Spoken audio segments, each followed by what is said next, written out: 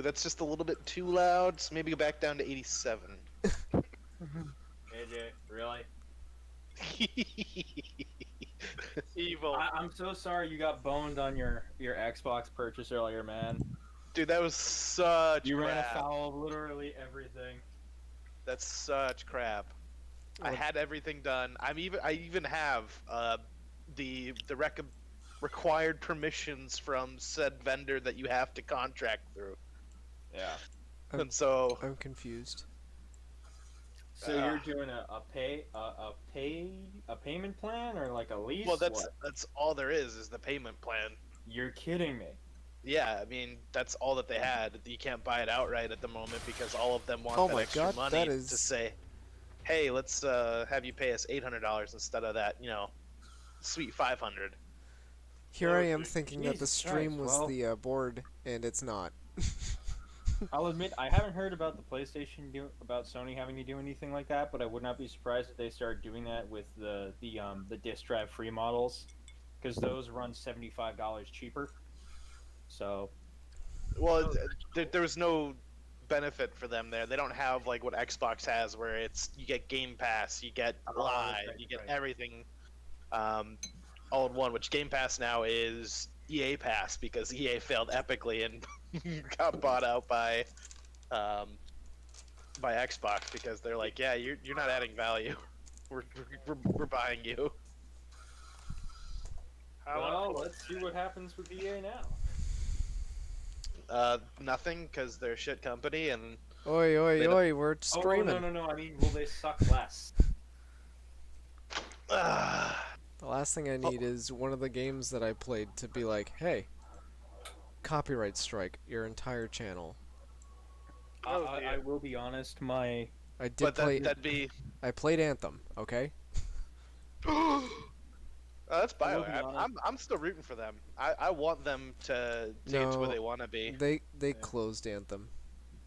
They did? Yeah. Yeah. They literally Development said, got hey, shut down, you know that and they Anthem turned their Next attention project to we were Mass doing? Effect Legendary Edition and a potential fourth game that is an homage to the original trilogy. Yeah. So they basically said, hey, you know that game that everybody spent like $60+ for, and we said we were going to make it better? Scratch that. Buy our other games. Basically, yeah. Evil. Yeah. I will say though, It sucked because I was hyped for personally- it. With the way the modding community has worked, I've seen what they're offering in the Legendary Edition. I'm still gonna need to wait for the mods to be converted to fix all the holes. With The first what? and second games are just gonna be remasters. They're not correcting any of the previous bugs or fixing any of the potholes, which There he is. Okay, create. previous which modders have already done. So to me, it's not worth another purchase. Hey, See, Skywatcher. I'm always gonna be. Oh yeah, you're live, bud, and we need you not to be. Jake. On me? Yeah, Yes, end your dude. stream, bruh. Oh. And get a. And like actually play the game with us. Yes, Yeah, don't get yes. drunk. Yes. We need I- your assistance. I closed Avengers down mid-mission. I will say I got It a was mid-championship one of- in Wreckfest. one of my servers. I was streaming Valkyria Chronicles because people liked RTS and turn-based, and it was also a JRPG. Now I'm looking at, well, wait a minute. If y'all like RTS games so much, I'll just stream those all the time for you because you guys like storylines. I'm going the RPG route, so I am Ooh, streaming nice. all RPGs from now on. That includes like mobile games if they're like an RPG-esque game. But the games that I'm like really excited for to start playing are like the Devil May Cry series. Ooh. I'm very selective about everything I get these days because I've discovered the value in patient gaming rather than impatient gaming, hype trains and all that. Yeah. Wait, And you just mean like your purchases and getting new games, or more of like, I heard this was a good game, I'm going to play the game. I'm off, by the way. more the former than the latter. So being much more calculated in what games I get invested in, like people like everything I like plot wise. I'm like, what's this Scarlet Nexus game I keep hearing about? This sounds really cool. Oh, it's a JRPG. I'll read some reviews first. I'll give it some time to flourish and all that, you know? I mean, I have games that I'm like that, but not like right now. Like I just jumped both feet first into Dragon Quest 11, and it's like the ultimate whatever edition. I've been playing will say Bayonetta 1 and 2 like crazy. I've been playing Devil May Cry 5 like crazy. Like RPGs are just the game that I prefer right now because the competitive shooters. I'm going back to a lot of my older RPGs that I have that I still need to finish, which is good too, but those are also huge time sinks. Yeah. The reason I'm getting into the RPGs again is because the competitive shooters are starting to like really peeve me. And in games like Devil May Cry, the only competition you have is your previous self. Yeah, that's one of the things I really like about what's going on with these single player games, and again starting to focus on that shift. I'm really excited for Starfield. I'm really excited for some of the things coming up. I again big advocate of don't pre-order. That's the most foolish thing you can do because they're just gonna rush a production to meet a timeline for everyone. So excited for when games come out. I'll play them when they're ready. I don't want them to come out when they're not ready. I'll wait another year if I have to. I mean, look what I've done with all this. Turn it down. This Marvel stuff. But I will say I was. I'm gonna keep going real quick. Yep. I'll now let you go. The other game that's starting to peeve me is Warzone. Yeah. Because the cheaters that are in there. I don't understand why people like get off on cheating in there. It just makes the game less fun. Like I'm okay if they cheat and there's a source code to say yes I'm cheating. Just fill them in a lobby full of cheaters. I don't. It's not as fun. Like how do you enjoy the game? Like oh I have a bot that automatically aims and targets everyone. Oh I have this I have that, so I can automatically just do God mode. It's not fun. How do you find that fun? That's just you just playing repetition. But I've loved Warzone. I'm still a big fan of it. Still love playing. Still do tournaments every now and again. Yeah. I like The Sims. Yeah, exactly. I've given up a lot of my more competitive shooters. I mean, there's a couple that it's like it's an FPS game with multiplayer mode. Like I enjoy that, but I dropped War Thunder, World of Tanks, Gundam Battle Operation 2. I have an on-off. Let's call it an on-off appreciation with World of Warships. But by and large, I'm going back to single-player games or RTS games because I'm discovering that while the RTS genre on the whole is virtually dead, there's still a lot of people out there who still like setting up an old-school 1v1 multiplayer match just for shits and giggles. And now that I'm starting to meet a lot of those communities and get to know them a little better, it's nice to do that. Plus, I mean, grand strategy games, you guys know me. I love that shit. So I still have the grand strategy games that I'm passionate about too and all that. But it's I'm very much done with the multiplayer, semi-competitive or even fully competitive stuff. I just can't deal with it anymore. Yeah, it's killing a lot of what I liked about a lot of games. I'm gonna cut you off. Like I have friends who keep saying, "Get the latest Call of Duty. We can play Warzone and multiplayer together." I'm like, I'm just waiting for the Modern Warfare 3 remaster so I can just play the campaign. That's it. All right, okay. You've been officially cut off. AJ, start streaming the board. Start D&D. There's no board to stream at the moment. We weren't in combat. Oh. So it's just Discord this time. Okay, cool. That's fine. You do the D&D stuff. Don't start with me because I have to go and grab something really quick. But go. I'm just gonna do. I don't know if I like being told what to do. Anyways, last time, our intrepid heroes made their way through an underground, hidden almost tomb of a long forgotten team or race that seemed to serve the city of what appeared to be werewolves. Um, in this crypt, our team came across several skeletons. And then after defeating the skeletons, they made their way through the crypt, avoiding a few traps, except for one big one. One of our heroes decided to headfirst charge through a door by the kind name of Aukin, our Skywatcher. Um, in doing so, enraged a spirit that was tasked with keeping placed there, and was possessed by said ghost. After the possession, our heroes had to find a way to encourage the would-be party invading him out of the body. After a long and mostly tedious battle, leaving our heroes a little bit tapped, they were able to exorcise the ghost and release it. Upon doing so, the cavern rumbled again, telling them to get out and turn back. Our heroes did the exact opposite. They wanted out, they wanted to keep going forward, because the path had shut behind them during the last battles. As they made their way through an intricate hallway designed with many reliefs of this supposed battlefield outside the city of Amon, helping what looked to secure the presence and protect the city from an oncoming incursion. Through the years, it seems that this sect has been lost to time over the years, and with that, they find themselves standing in a royal tomb.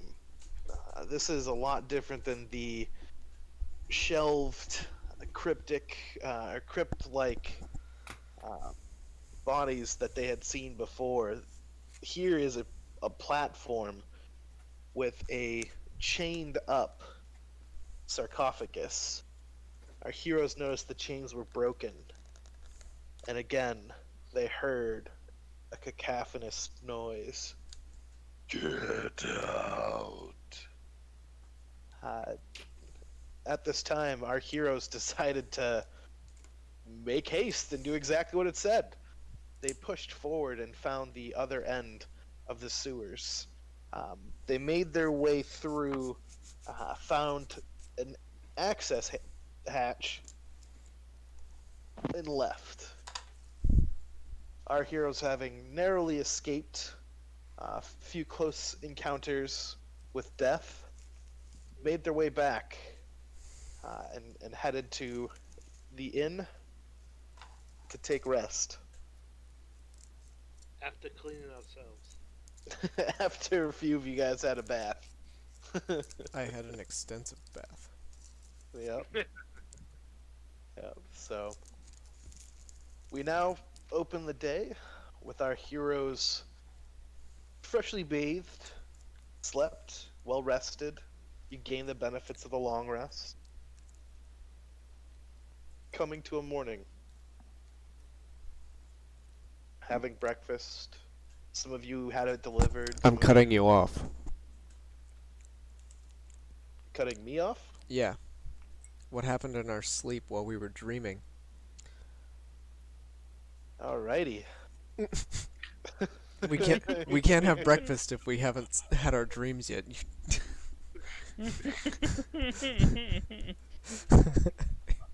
Did you forget? All dreamed about nothing. I was hoping you would have all remembered your dreams, so I didn't have to reiterate them.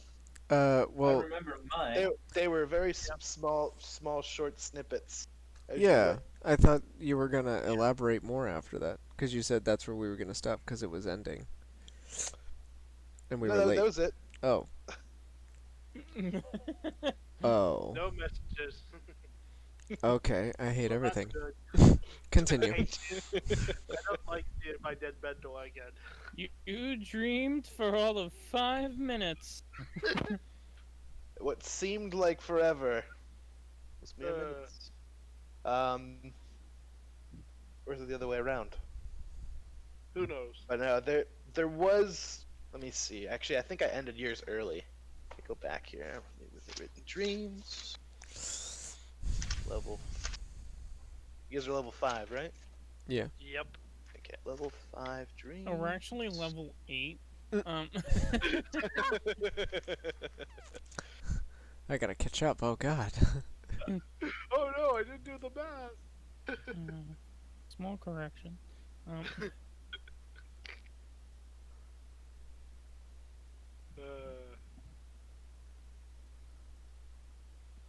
So.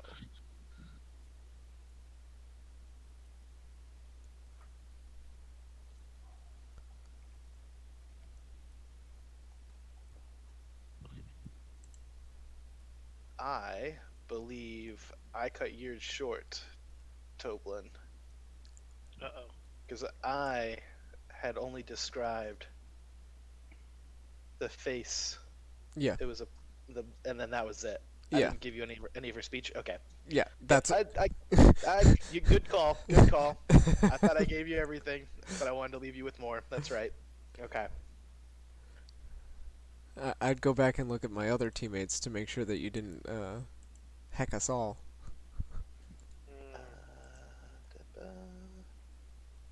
I've got my sheet of dreams here. You're good. No, because this one. Okay, no, that is good. Very brief.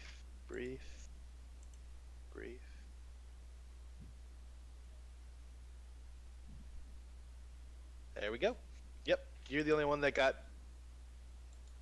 I remember I cut yours short because it was going to be a conversation. Oh, okay. Fair enough. They don't have as integrated relations with their gods like warlocks. So, no, we're all correct. Do I need to repeat all of the dreams, or do you guys just want to go back and hit play on the video to give another view to our good buddy over here? I know what I had. I am good to go, gentlemen. Alrighty. So, as we left off, the final night, as everything came to a close, our heroes had flashes, dreams, encouraging memories of what's to come. But one stands out between the rest. Toblin had fallen asleep and had awoken in a pitch black environment. It was a black void, and as he stood there, a face appeared. One he recognized, a porcelain face, as it came closer and closer and closer. And at that time, hands out of nowhere scoop him up and hold him in front of the face. My precious champion, Bert? you've done much. I think it's time that you learned more about yourself. She encourages you towards a burst of knowledge, giving you flashes of what had happened before you were this bird. Before. And you're there.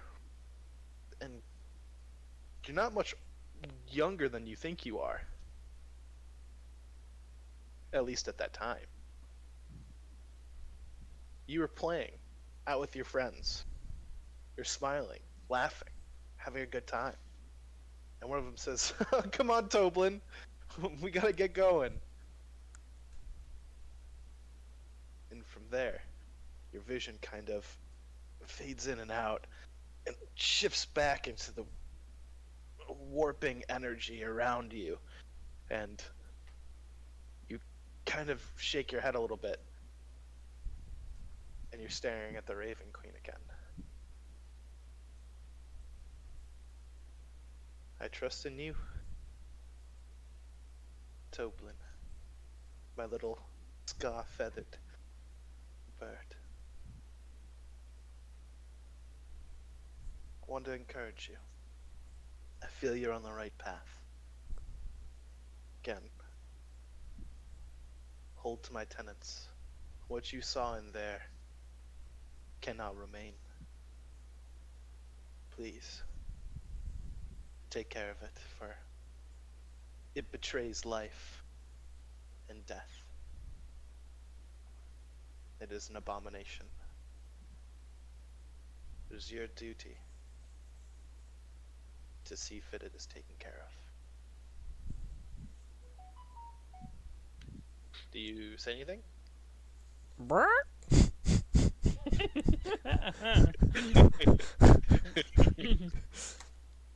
I do kind of like an understanding nod,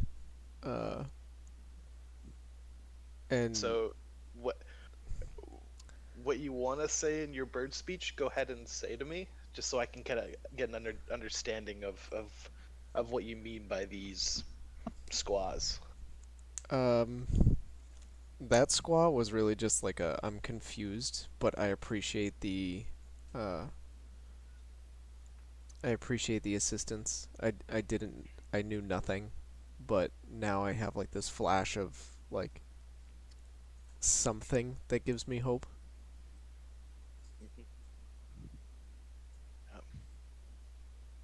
Oh, little one, there's no need to be confused. Now, go. There might be more to come as we understand this together. But I'm placing my faith in you. And she'll slowly extends her hand with you sitting in the palm, because it's very big. I don't know if I've kind of described that right, but she takes you and places you back into the void. The hands and the arms fade, and the face slowly dissipates and fades away. You awaken.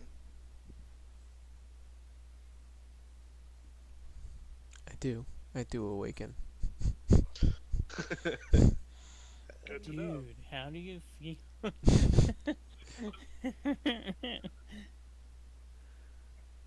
I have oh my, that was a lot to take in. Okay.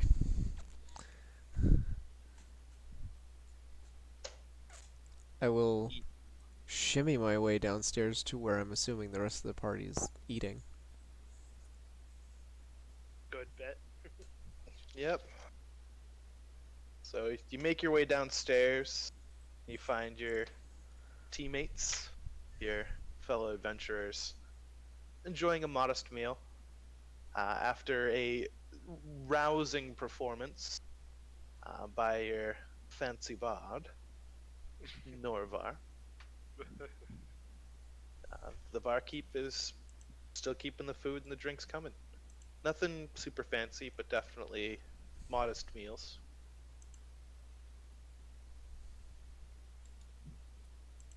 Beats military rations any day.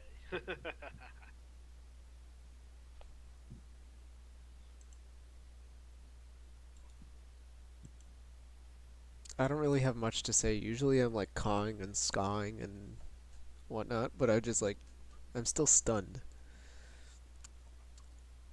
Well, it seems like the chicken. I don't know.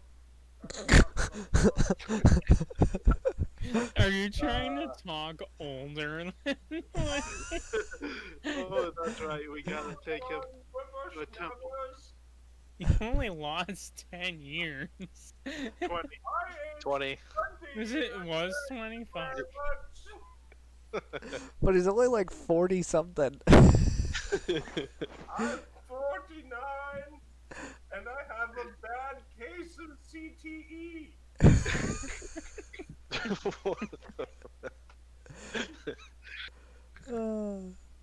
Oh boy. We should get that fixed. Preferably sooner rather than later.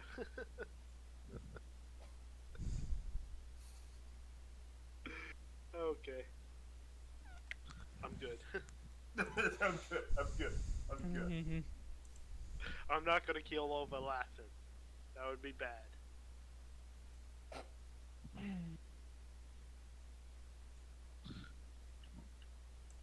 I need my food. I I enjoy was the gonna meal say- and then I step outside. I was Just gonna to say enjoy that's the sunshine. general consensus. We all eat. Gonna say Well, I think we only really need to worry about him. Although I need to get something. I don't know if I need to see the Glorious Goods place or if I need to go to a jeweler. The bird and I have other business to attend to. Paladin, could you do you think you could handle our giant friend's aging problem? I think I can do that, Go ahead. Okay. provided he then behaves that- himself. Alright. I need to go over to Grimgar's, Grimmel's. I remember it was Glorious Goods, but I don't remember the name of the place. Gilmore. Thank you. I need to get there, and I need to consult with them about something that I need for a spell. After I do Okay. that, then I can meet up with the rest of you. Alright, sounds good. All right, so it sounds like you guys are going some separate ways. We'll focus in first on Alkin and Torla. Alright, big guy, let's see if we can find you a healer that can restore you to your original form. I don't respond. I just sort of follow him, grumbling grumpily the entire way. Kids these days, they don't have a generation for the elderly. You're 49. Well, last I checked, Goliaths only live about a century, so he's about halfway there. But, But I have colossal brain damage. Probably not from all the guaranteed. goodness. I had some. I don't think that was from the age. Can confirm. So, I'm gonna head towards the Temple District with Skywatcher in tow. Alrighty. I'm gonna wait in the inn so Toblin can have breakfast. Alrighty. So, you guys kind of get up and head back towards the district as you did see a few temples to Melora, a couple of temples, and you go that direction to seek aid. What are you doing here in the district? Is that someone asking, or I'm asking you guys. What are you doing in the district? Are you just looking around, or? we are attempting to find a healer that can restore Skywatcher's age downward, because he was cursed. Mhm. So how do you go about it? I'm asking you to roleplay this out a little bit. Okay. I'm gonna ask some of the people walking around. Do you know where we can find a healer that can lift the curse? Are you talking to me? Yes, good sir. Oh. Do you happen to know of a good healer that can lift a curse? Oh, it depends on the kind of curse. I mean, is there a curse against your land, or against your crop yields? You might want to go over there to the. It's a curse against my virility. He was cursed. He aged rapidly under a curse. I am sorry to hear that. Oh, I mean, you don't look too old. And you see before you a young gentleman, modest clothing, a little bit patchwork here and there, seems to have been around the district and kind of serve in some of these temples. And he points you out.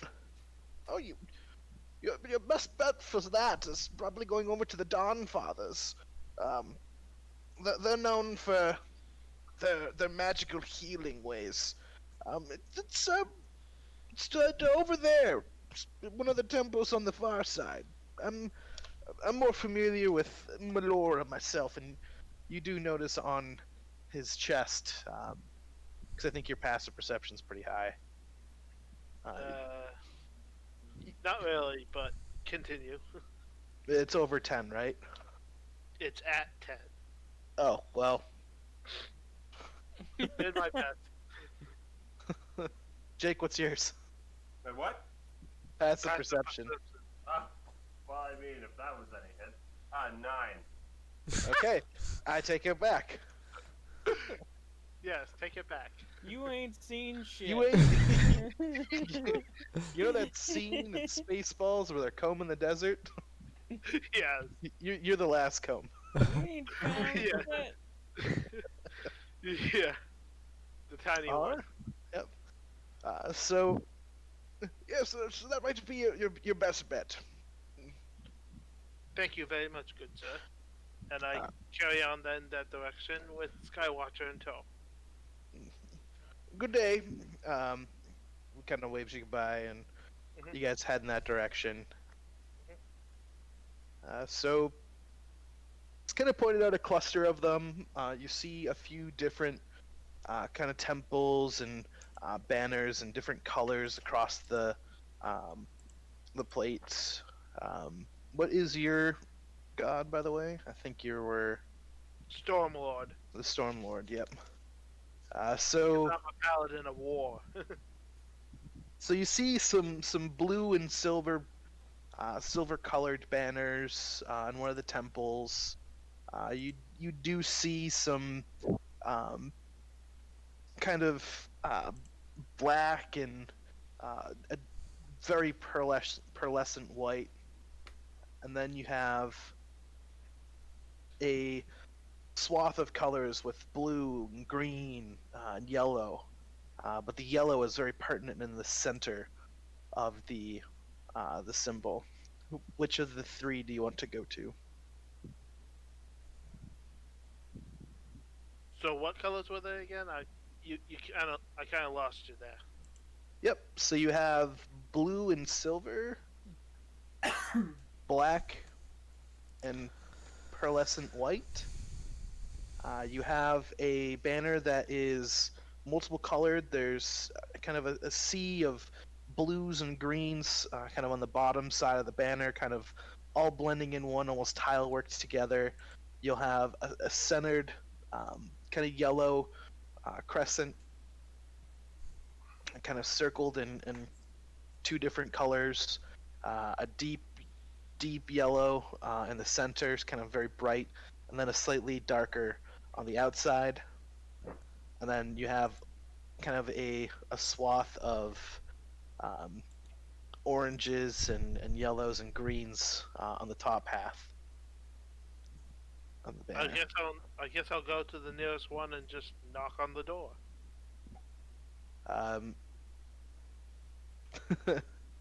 Alrighty. So you're going up to the blue and silvered bannered one. Okay. There's no door. It is much like you'd expect the temples in Greece, where they're very open air. Okay. There are semblances of doors, but they're not really closed. It is open, airy. There is an altar with a either idol of the statue of the god that they're worshiping or giving homage to. There's always a lit fire.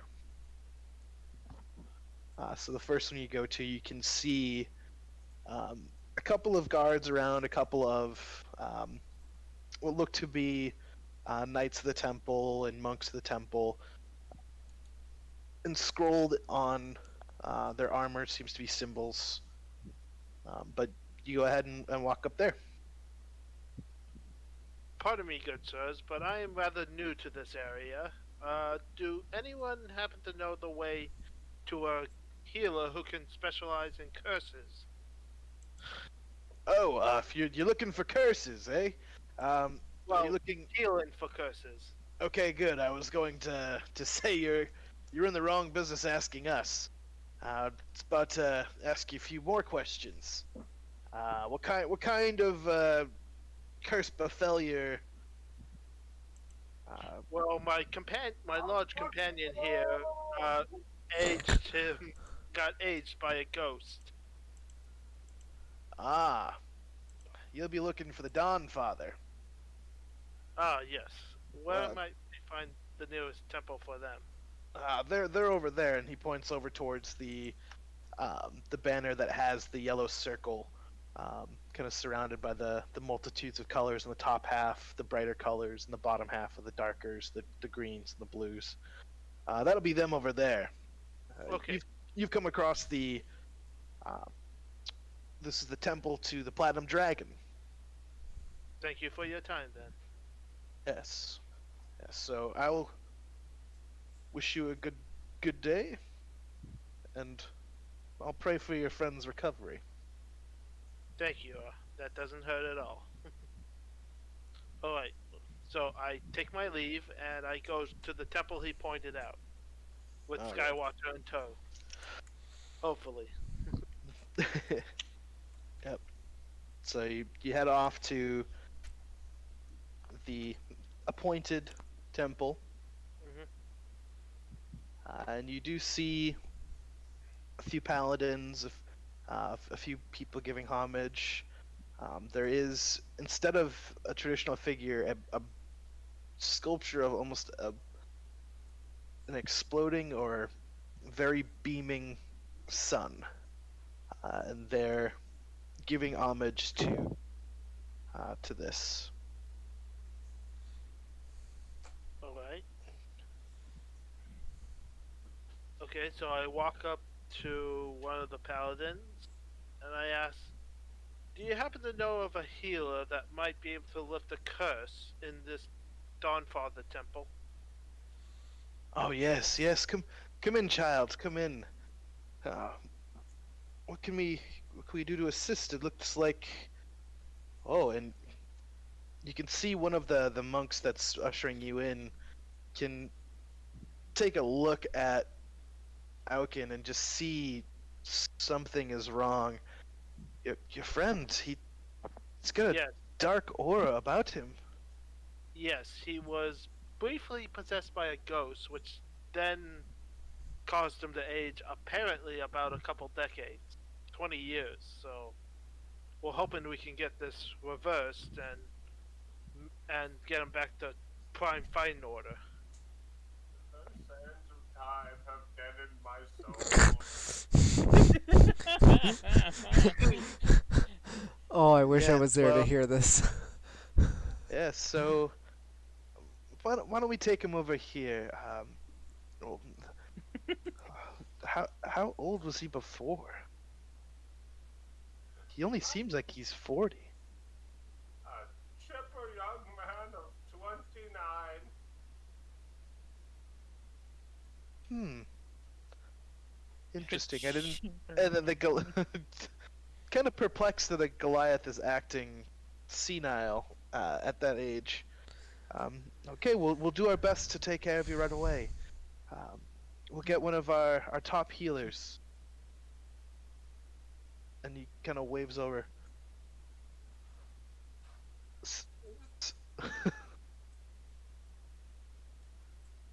Go ahead. Okay, sorry, I didn't know if you're going. If you're making any more comments. Send over Vysora. And kind of from the front side of the temple that was being attended to, some of the candles and light around the temple, a very beautiful We lost someone. And they're back. Yep.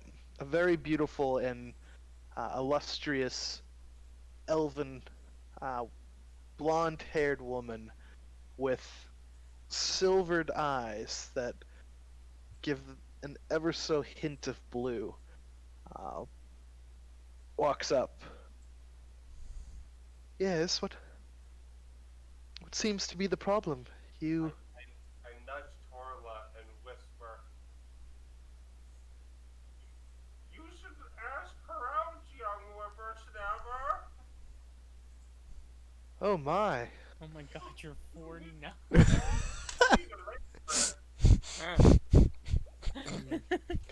That's the worst part about this whole thing. I see. I take it you're the affected one.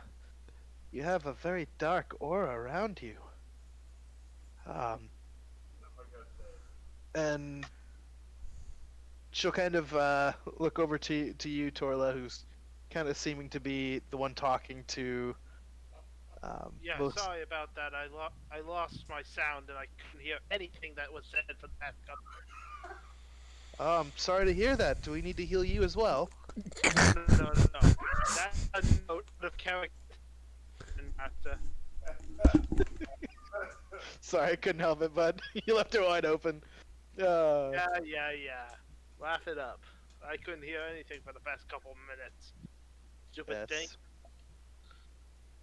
So Vysora is taking care of you. She is an elven woman that seems to be the head healer. She has silvered eyes that give an ever so hint of blue. She has kind of come over and attended you and asked what she can do to help. Okay, so we were helping out explore some of these recent events in the city, and those events took us into the sewer, and there we fought a ghost, and our giant friend here was briefly possessed, and next thing we know, after we killed the ghost, he had apparently caused him to age 20 years. So we're hoping this can be reversed and put him back in his prime. Yes, this is definitely something we can help with. I will require some materials to be able to do this. This is a little outside the normal. Mostly I'm doing prayers of healing and healing word, but this is a major case. Do you happen to carry on you by chance any diamonds or diamond dust? Not on my person, I'm afraid. Okay.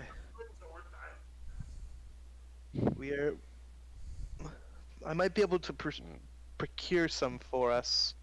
I'll need at least 125 gold worth. I see. Okay. Do you guys know a place where you can acquire this, or do you want me to go over and acquire it? Hold on. I gotta do some math.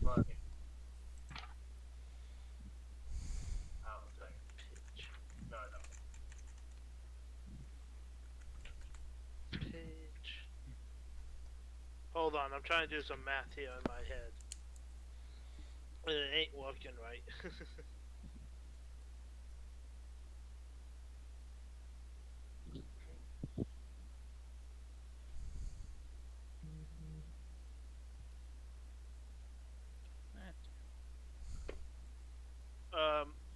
It may be best if you acquire the dust, and we will do our best to bring the money for it.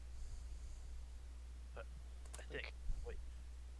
Do you have 125 gold pieces on you right now? I can run over and place the order. Not on me, but I do have some companions who will be able to help us with this. We won't leave you unpaid. I can guarantee that. I sure hope you're not talking about me. You want the big guy to die? He's not gonna die, he's 49. Hey, you don't know that. So, he does have a point. In character, none of us really know if the spell will keep aging him up or if it will stop at 20 years. So.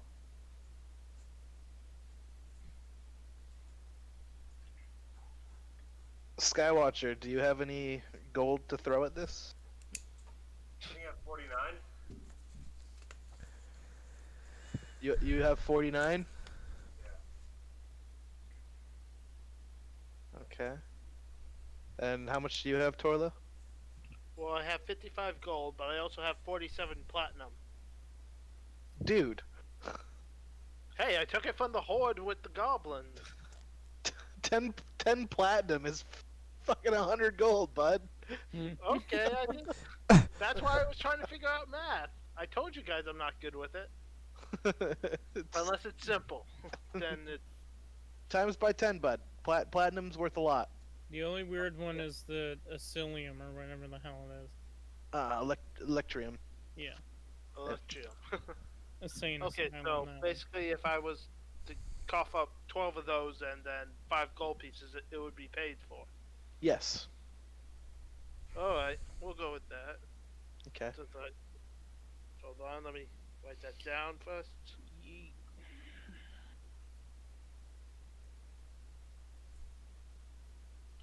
So I hand over I carefully take out the money and hand it over. Just the amount, not the Yep. whole coin purse. Yep. So, thank you very much. I'll go. Have you left this overnight by chance? Briefly. It's of urgency, so the sooner we can get it done, the better. Right. So I'm going to put a rush on this.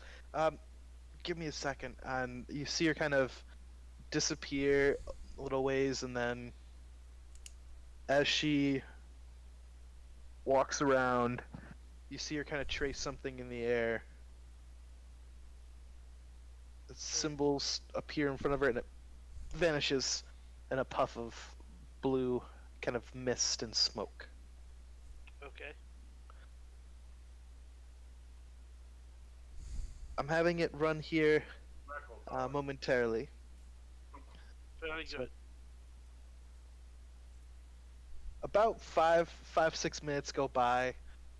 You see a kind of rough-looking page, kind of a younger lad, kind of running at full bore towards the temple. And it kind of runs in. Oh, here you go. Per order. Do you have? She slides over the cash while taking a little pouch from him. Thank you. Your patience. Yes. No, go. Give him my thanks. Yeah. Takes off again. So okay, bring him inside. We're gonna come this way, and she kind of takes you into one of the. Skywatcher.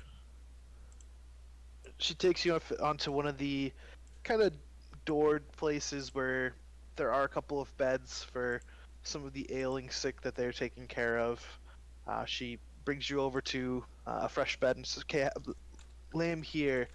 It's best if they lay down for these. I don't want him to fall and hurt himself." You heard the lady, Skywatcher. Please lie down on the bed, please, as best you can. Well, if she's gonna tell me to do it, well, I guess pass out. hmm So, as you're laying on the bed, she kind of lifts your arm, checks your pulse. All right, and out of the bag, she kind of pulls out a handful of dust and starts spreading it across your body and is chanting. And at this time, you begin to see the candlelight kind of grow brighter and brighter, and the light just emanates from Vysora's personage. Her eyes gleam bright as she finishes her incantation.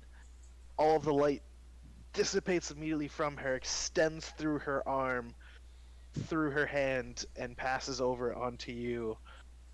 And the dust is absorbed. And it's the weirdest thing. As you're sitting there, your skin begins to tighten.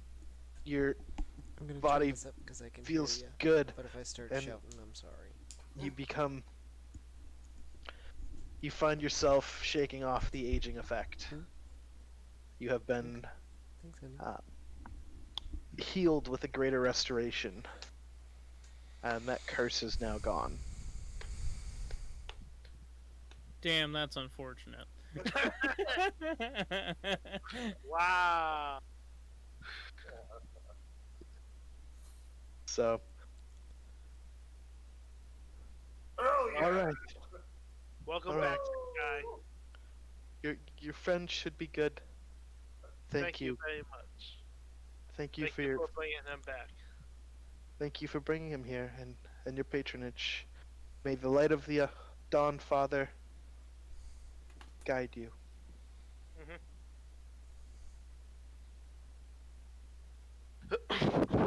Kind of Alright, let's take our leave and see if we can find our druid friend. be more careful next time. I agree.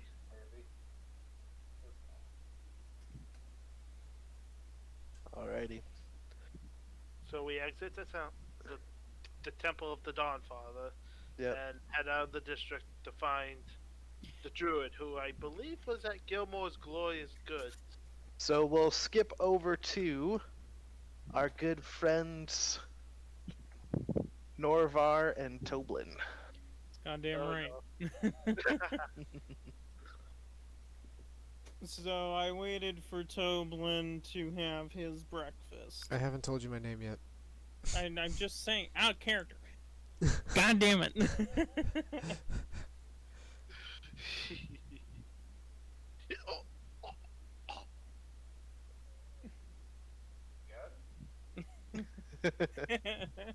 So you guys are eating and relaxing after watching your friends leave.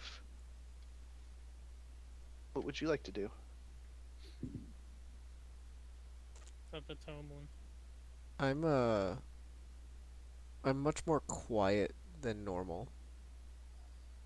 Like, typically I'm super, outgoing and charismatic, and right now I'm almost somber. I guess because of this, then I'm just gonna talk non-stop. I'm Just going fill to the like silence. 2/3 listen. So like I'll catch like 4 words and then miss like 6, and then like I'll keep listening and I'll catch like almost every other word that he's saying. I'll probably tell him some story about like the trapeze artists at the circus and how it seemed like they could fly without the swings. And I'll be like that good friend who like nods and listens and isn't rude, and I'm just like, yeah, but like obviously it's like cause, so I'm like,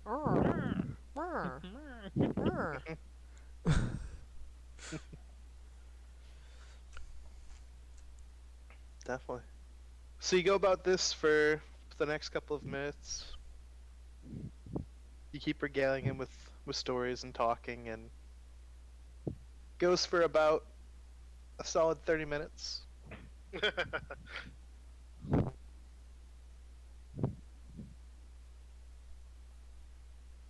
Any changes, or you guys still just sitting at the...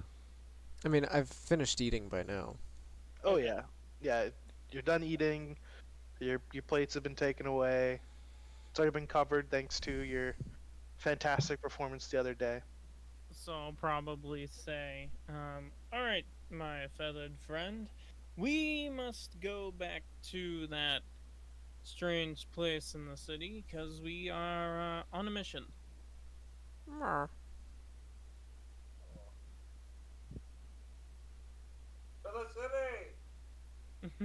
I'll get up and I'll just kind of like wait for him.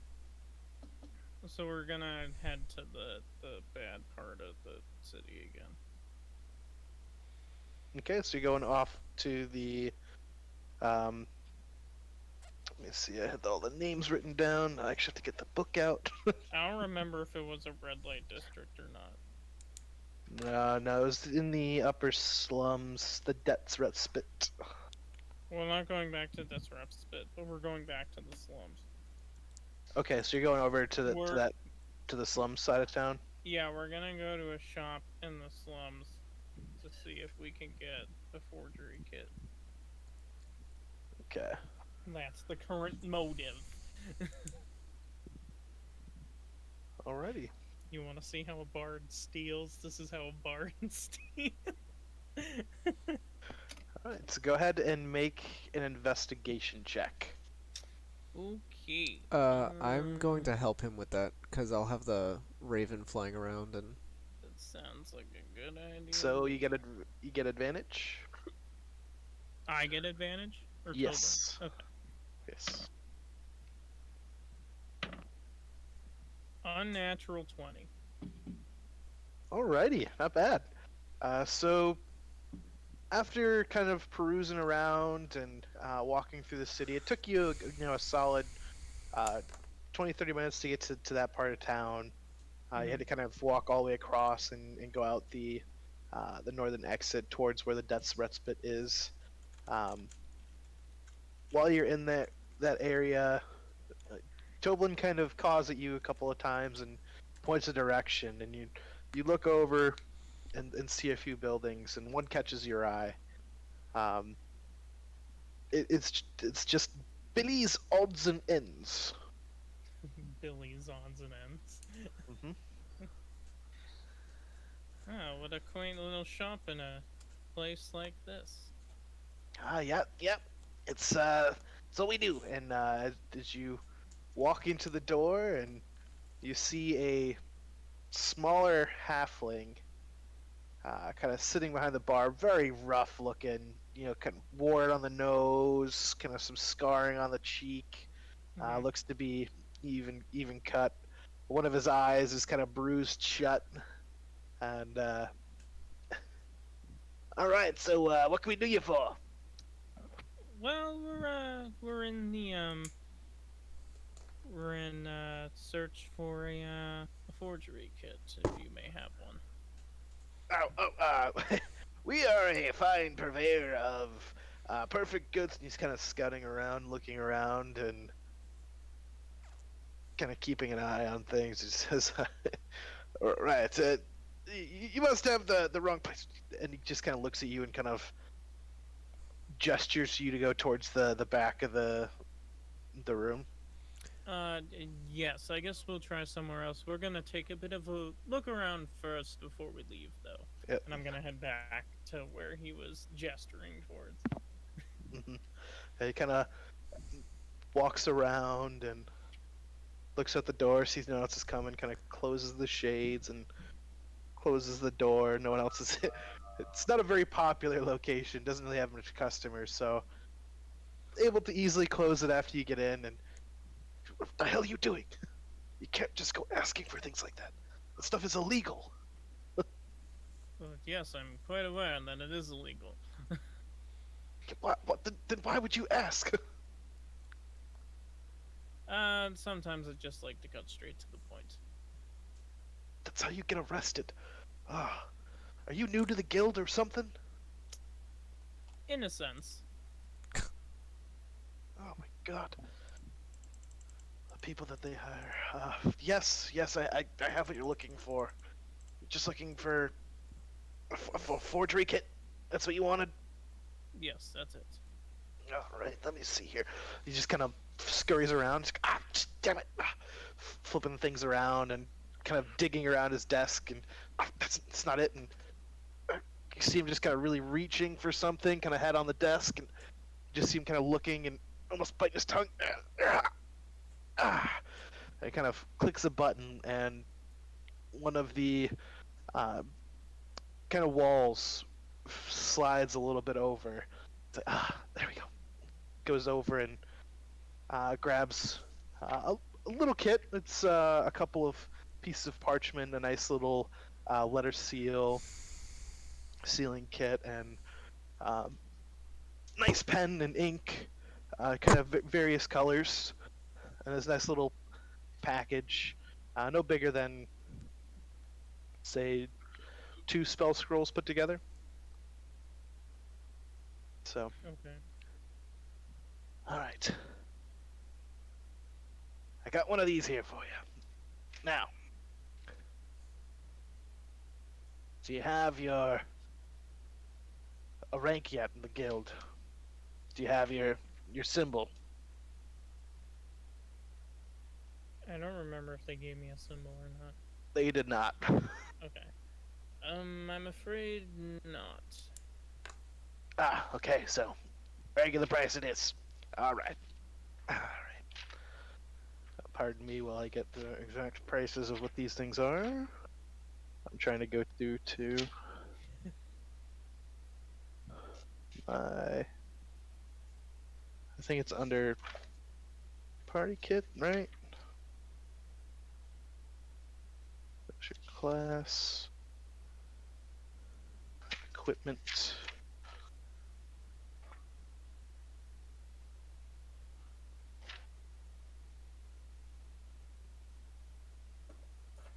Oh my gosh. Okay, which one's equipment? Okay, here we go. Race, personality, backgrounds, equipment. 143.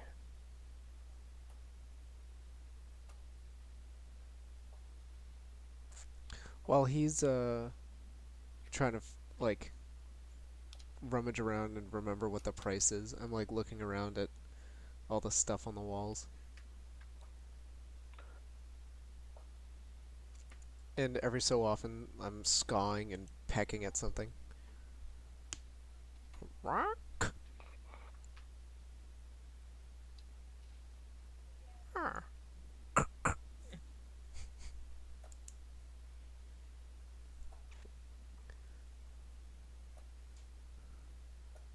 I'm sure I like find something weird and I like nudge you, Norvar, and like point at it like, what? Forgery kit is 15 gold. Where did you find it? How come I couldn't find it? Page 154, Player's Handbook. 150. Okay. It's So under tools. Tools. Got it. Yeah, because I looked at regular equipment and didn't see it. I'm like, well, that's weird. Do you know what else is under tools? Glass You? blowers kit. A picture of me. I did say that. Alright. So, for you, someone not in the class, it's 30 gold pieces.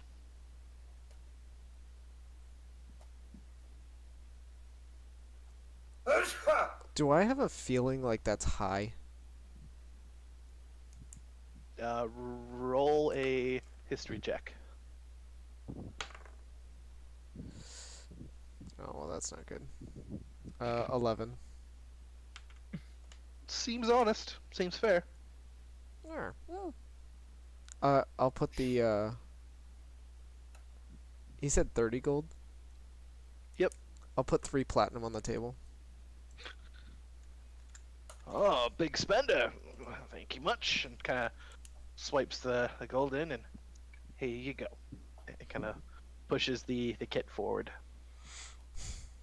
Thank you for your service. I'm sorry for the introduction to this whole debacle.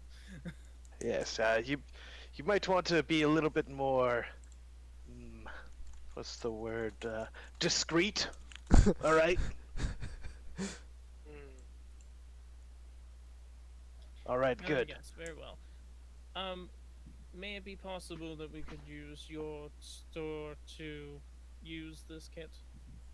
Or do you know of a place where we might be able to do it sort of low profile? I mean, have you ever done this before? Not particularly.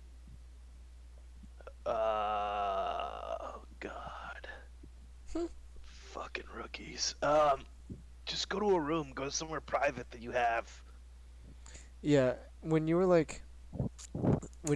saying like, do you have a place that we can go? I was already leaving, because I knew that Okay. we could just do this in our room. Alright, very well. Have a nice day. Yes. And I just leave. Good luck. Uh, You just kind of hear behind you. Fucking kid's probably gonna get himself caught. as I walk out the door, I flip the sign from closed to open, and then I like wink at him. Thanks for that. You want to open the curtain too? I flip him off and keep walking.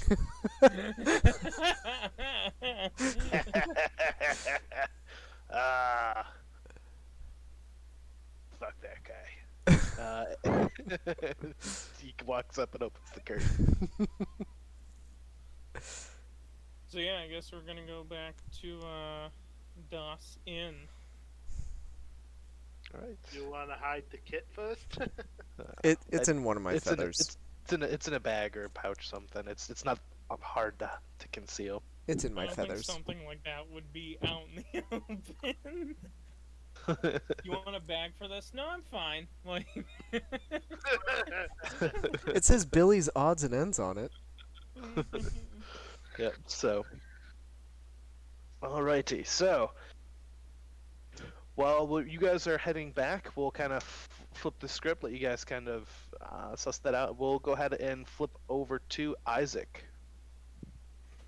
Okay. Alrighty. Your friends have left. You have kind of walked out with the Goliath and your healer Torla, and started going down your own path. What is it you'd like to do? Well, I need to go to Glorious Goods and Gilmore. determine if they have a specific item for a spell, because I'm looking for a gilded flower that must be valued at least 300 gold. Okay. So But because it is a spell component, but also a piece of jewelry, they might not have it, so I'm hoping they might be able to tell me where I can find the damn thing. why don't you go ahead and roleplay this instead of telling me? Well, I figured I'd let you know so that way you knew what my plan is before we get started on the actual. you asked all of us our motives. That's digging into Ryan's motive. Okay. So now that you know what's going on in Isaac's head, Oh no. I journey off to the Glorious Goods shop once more. And hopefully this time I'll make them happy by walking out with an item. All right. So you take the time to walk down in the promenade over to the corner store where you've been before. Again, very kind of quaint looking one-story building from the outside. You walk into a 3-story building. Oh yes, welcome again to Gilmore's Glorious Goods. What can we do for you today? I'm looking for a very odd spell component. Oh well, I'm not sure if you'll have it. if we don't have it, we might be able to procure it. We deal heavily in things for spells. Of course. So first thing I do is I take out my notebook and I say, so I do a lot of summoning and I'm working on summon phase spells. A key component is a gilded flower, but it must be of a set value. I don't really know where to start. I gotta play a little. So- Trying to learn how to conjure Fae. It seems. It's a little more complicated than I bargained for at first, but nevertheless, it's another tool in the toolbox, so they say. It definitely is. Let's see. You need a gilded flower. Let's see what we have here. And he kind of heads off into the side, looking through drawers. You just kind of hear him going, "Nope, that's nope, wrong spell." Okay, can I just get- DM, quick out of character thing for your knowledge. because I'm not sure how familiar you are with the druid spell. Summon Fey requires that the gilded flower be worth at least 300 gold points. Yep. I'm familiar. Okay. I couldn't recall with all the magic that you've used if that had crossed up before or not. Yep.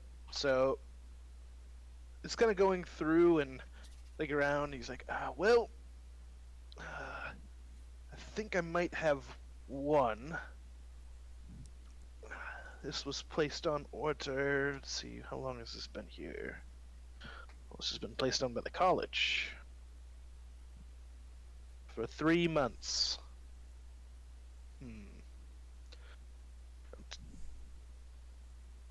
Tell you what, I got one. It might not be exactly what you're looking for, but I think it'll fulfill the needs of this spell. This was something that was requested of us to borderline enchant and encourage gold and platinum to invigorate a specific flower. It was meant apparently as a gift, but it hasn't been picked up in quite a while. Interesting. We have this, and he procures out of the drawer in front of him a beautifully layered and kind of integrated meshing between gold and platinum coloring. You see it almost swirl in a Damascus steel kind of way through the stem with gilded thorns, and on the top you see a flower with petals each uniquely shimmering in a platinum-esque color, with the outside edges being trimmed in beautiful gold. Fascinating. We have this. Might be a little bit out of the price range you're looking for, but this was commissioned for 450 gold pieces. In truth, it cost us 500, and we've had made such known on pickup. So if you have 500, we could part with it today. I've only 4. Only 4. Do you have anything for trade? You look like you're a well-traveled individual. Not as much as I'd like. Unfortunately, some of the parts of the way we druids live, material things don't always wind up falling. Oh, you have one out. I think he forgot to mute himself. I did. Sorry. Fixing that. So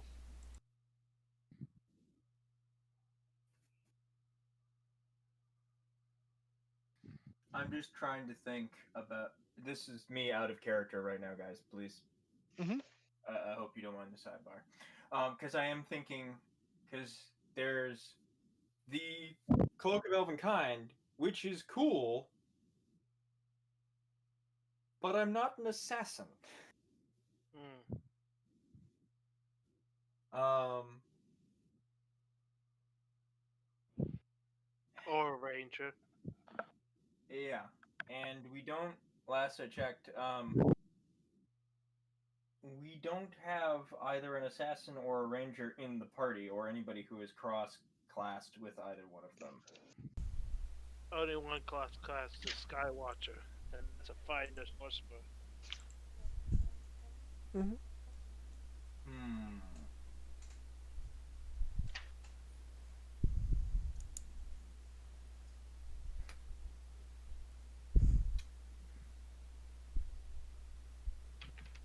Let me look up the benefits of the cloak one more time just to do a quick math equation in my head. Wisdom checks made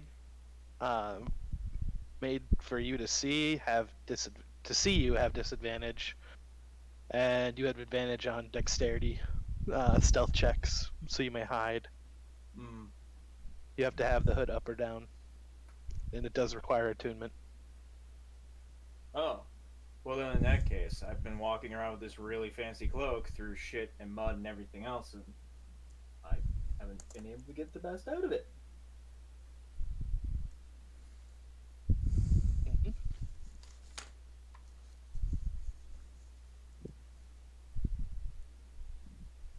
If I'm not mistaken. I hesitantly scratch my chin. And I wince awkwardly. I say, my sister's gonna kill me if I sold this instead of sending it home. But I unhitch the chain that I'm assuming is clasping the top of the cloak together, and I slide it off of one arm and hold it out. What would you appraise this at? Oh, let's take a look. Kind of dusts it off, grabs a little kind of like eyeglass that you'd almost look at jewels with, but it kind of flashes a bit of bright colors and goes, let's see here. Oh, an interesting enchantment. Overall, and you notice that it's not very dirty. The enchantment on it kind of protects it from dust, corrosion, and dirt. I was like, oh, okay, well, this here's a Cloak of Elven Kind. Huh. Mm. Don't see these too often. This is relatively uncommon. I'd probably put something like this at 250 gold. Then how about that and another 250 gold for the flower? You got yourself a deal. Splendid. Right, go ahead and mark off the...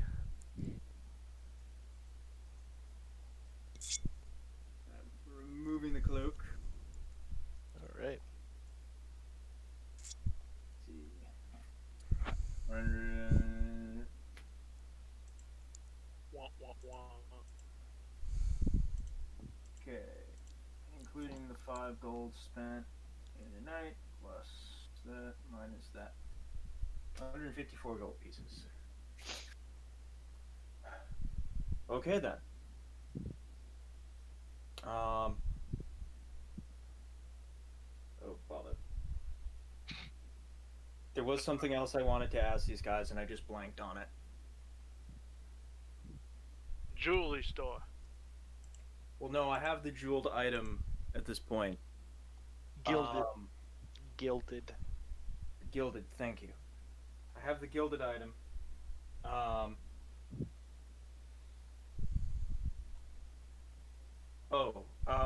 This may sound rather foolish, but for storing it in the bag, does it come with the case? Sure. You kind of looks at you funny as he slid it across in the case over to you. Sorry, I'm used to dealing with everything coming in pouches and bags. Oh, yes, well, we have those too, except you could probably put a lot more in them. The case will be fine. Alrighty.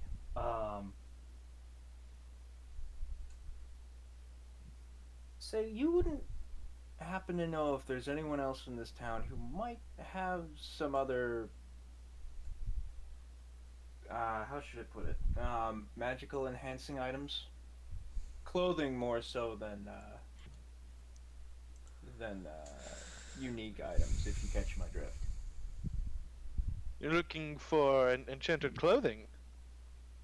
Yes, I'm a summoner. Armor is not of interest to me, so to speak. Well, I don't know if you've noticed, but we've got a fine array upstairs. Various items, or if you don't see anything and you want something made, let us know what you're looking for and we can potentially make it for you.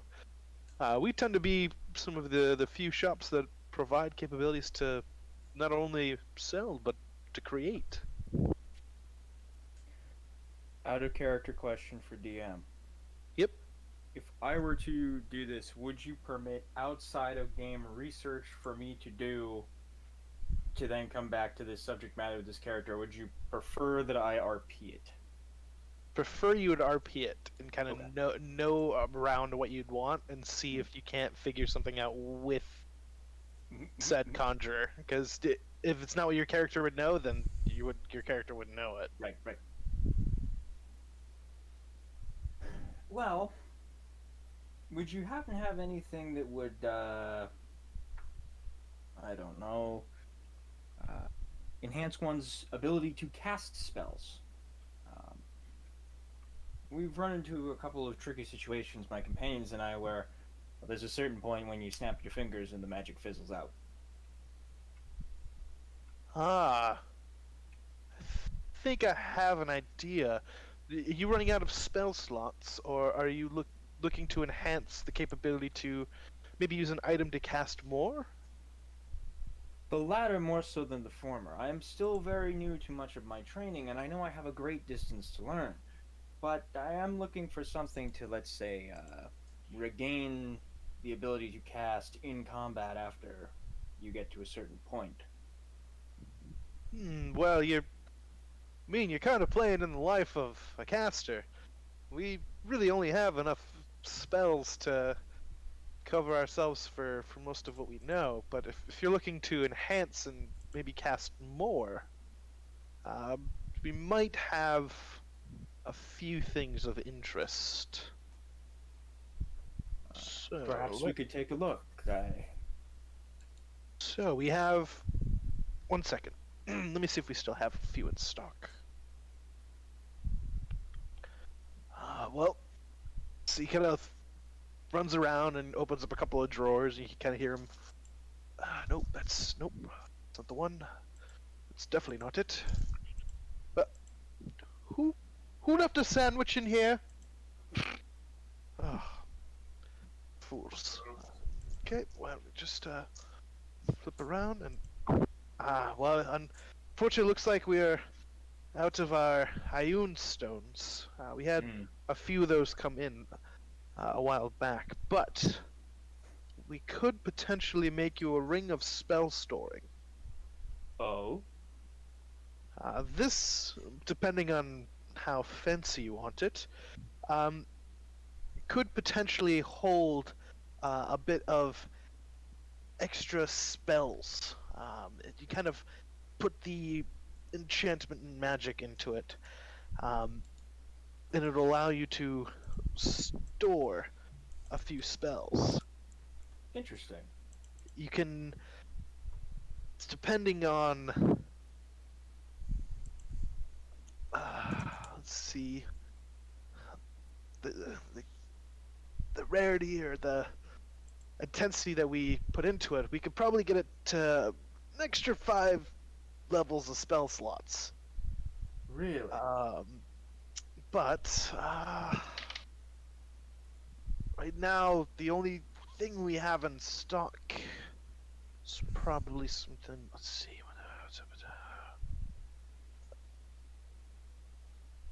We have one in stock today, and it isn't as strong as what it can be.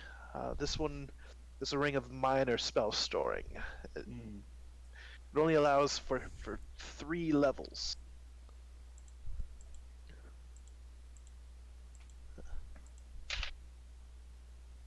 I see. This particular item would go for about 350 gold pieces. Interesting. Alright. Well, it's good to know that you have it and that you can make it, but my question is, if I were to custom make this, as I do have some things I need to sort out in the city and will probably see some profit from it soon, I'm curious, is the quality of the band impact the cost more so than the enchantment or vice versa? It's a bit of both.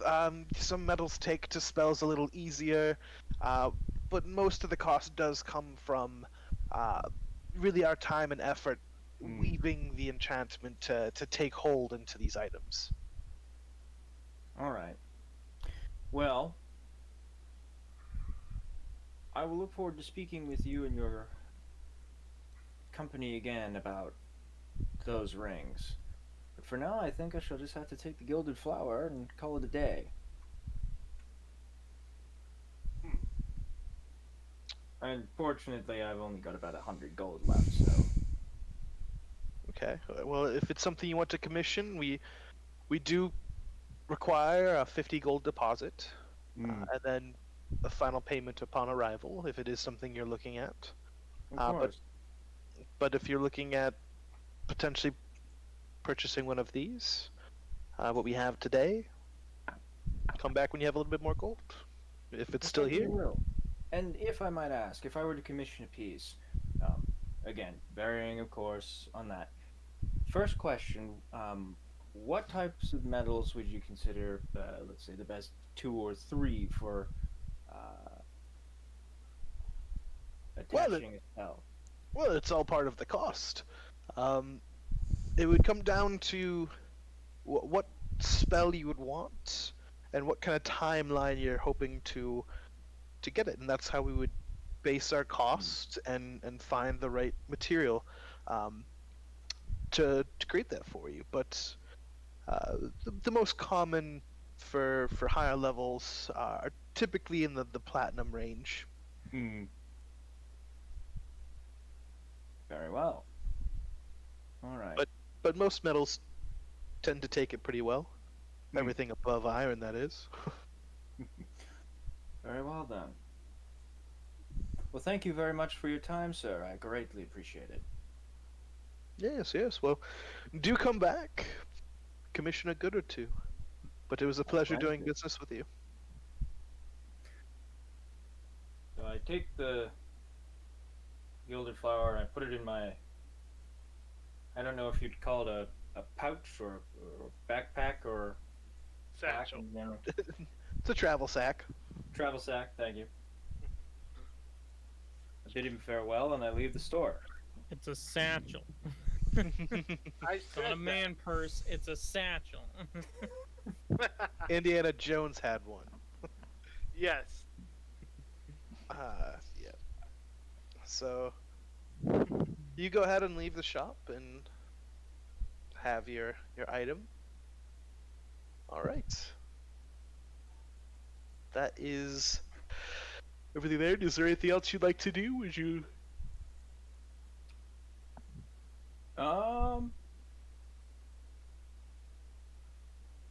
I think I am all set. I just want to connect with the rest of the party and figure out where we're at, and then figure out who the hell we got to talk to solve this werewolf problem.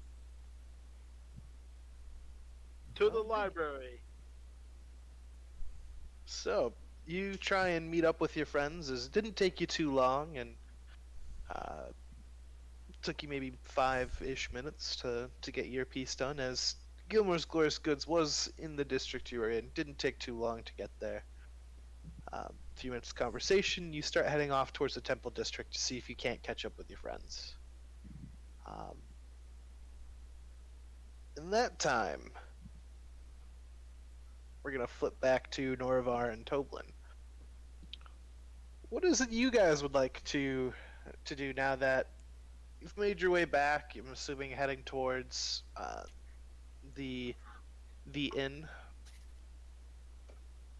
No, we gotta do the thing with the thing. All right. Gotta do the thing with the item. Alrighty. So, how do you want to do this? And go up to our room. All right. You're in the room. Do you have an item of base to utilize the fortress kit? Or are you just kind of freehanding and? I think I don't remember if I have it or if Toblin has it, but one of us has a letter from when we were at that guy's house. Yes, you do. I believe Toblin has it. Mm-hmm. Yeah. Alrighty. So go ahead and make, I believe, An advantage. at advantage because you are being assisted. I also have expert forgery. Being a Well, I Kenku. guess I guess Toblin's gonna do this then. So you start to make kind of set up the area, and you go down to sit down, and Toblin walks up and just goes, ah, puts a feather up, and points over at the bed for you to sit. Okay. I guarantee that. Yeah, pretty much. And then like I sit down and I like get everything ready to like start writing, and I have like the letter to my left and like the forgery kit on my right with like a piece of paper in the middle. And I go to start, and then I like turn and look at you, Norvar, Mhm. and I just go. I open my beak, and you just hear me starting to like tell you a story that you've told me, and it's your voice. And then I like wink at you, and then like I look back at the paper. He opens his beak and he goes, "So this is Okay. the story all about." I understand what you're trying to do. All right. Go ahead and make a. I believe this is sleight of hand, and you have advantage on it because you're being assisted, and you would have your proficiency bonus included. Mhm. And he's a Kenku. Mhm.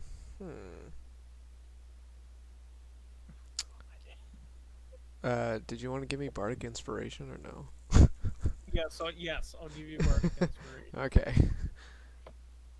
So should I roll the 2d6 or should Toblin? It's something you'd give to him, so he would roll it. Is it? I think it's only a D6 at your current level. You have two instances of it. It's 2d6. I thought you have 2d6 to give out, but you only give out a d6. I only give out d6 at a time. Let me read the full thing because I shorthand on my sheet. Yeah, I can confirm here. I got the player handbook in front of me. Yes, you're correct. So it's one at a time. I have two that I can spend, but it's only one at a time. Yeah. And it's a D8. Okay. 16. 16. All right, you take to writing down and trying to copy the exact script, and you're kind of writing a little bit, trying to put the details into it. You're fairly confident in it, but not quite your best work. Can I But can I look at the two and compare it? sure, make a perception check.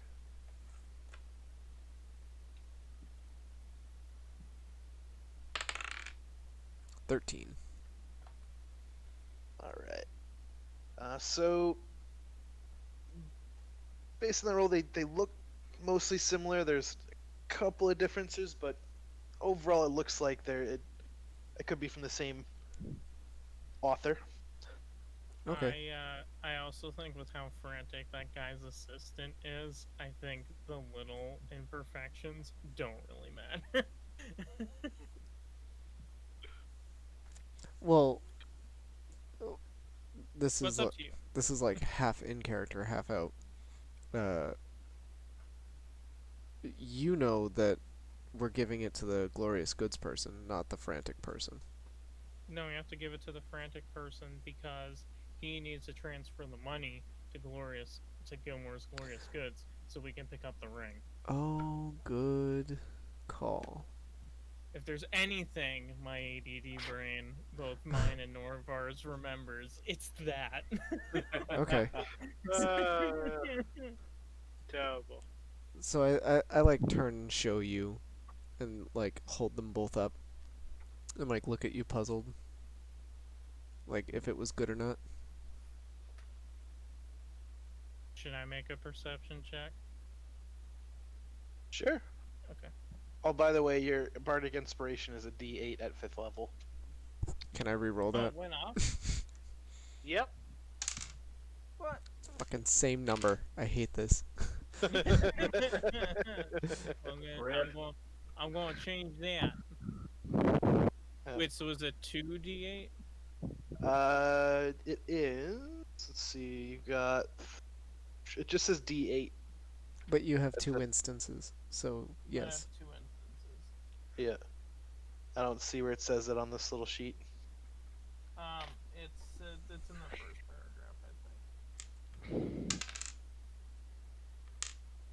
Cause I thought it was. I Can't got it from somewhere. I didn't write it down by mistake. Oh no, I know the two definitely sounded right. Blah, blah, blah.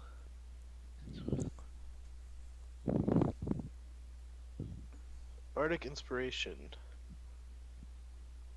One creature gains D6.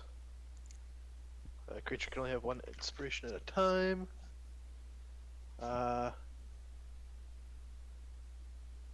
You can use this feature equal to a number times your charisma modifier. Oh, okay, so that's what it was. You regain any expended uses when you finish a long rest.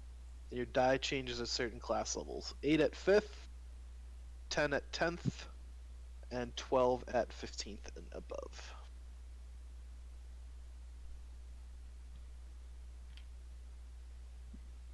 You have Jack of all trades, so at level 2 you can add half your proficiency bonus rounded down to any ability check that you make that doesn't already include your proficiency bonus. That I know. Okay. That's not shorthanded. Yep. Alright, Do you have your font of inspiration?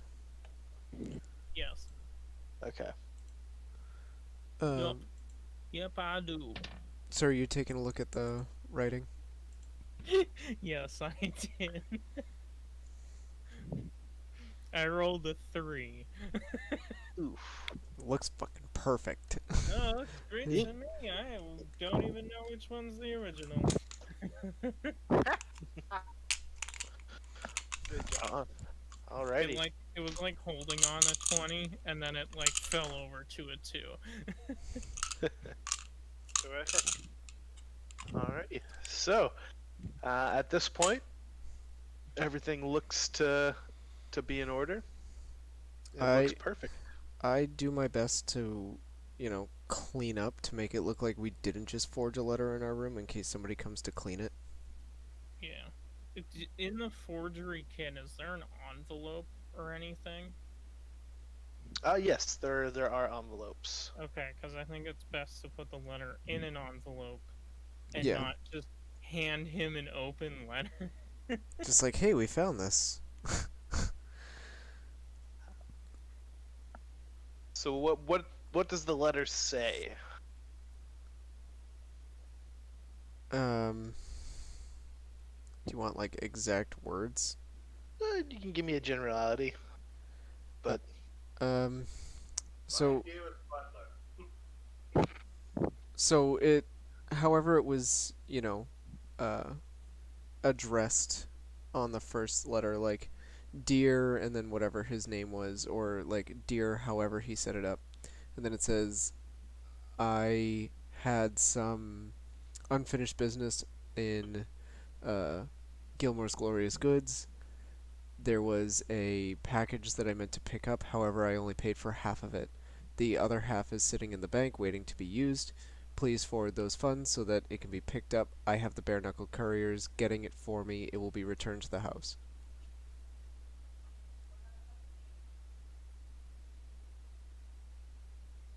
alrighty. Copy. From whoever that guy is. Copperfield. Yeah, sure. Maybe it's Copperfield. Yeah, sure. Yep.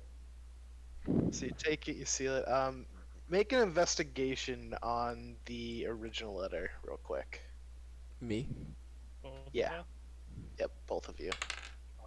Ooh, 12. Natural 1. So Not your night, Nova. kind of to both of you, you really don't notice much. Seems pretty much in order, but Tobin, you kind of take another look over at it, and you kind of feel like something might not be there. something that'll help sell it even further. Just can't quite place your feather on it. Hmm. That will. Can I investigate harder?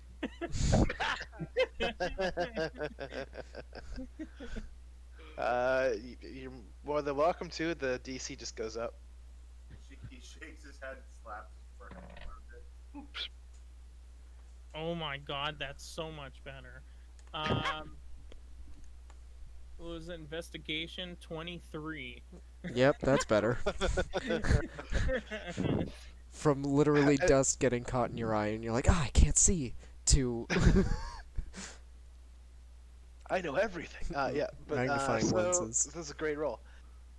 So after kind of shaking off and really just not really seeing much, kind of getting a little bit of dust in the air and turn around.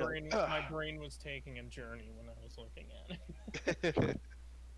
It's like that scene in The Hangover where he's pretending to do the Rain Man, seeing all the equations.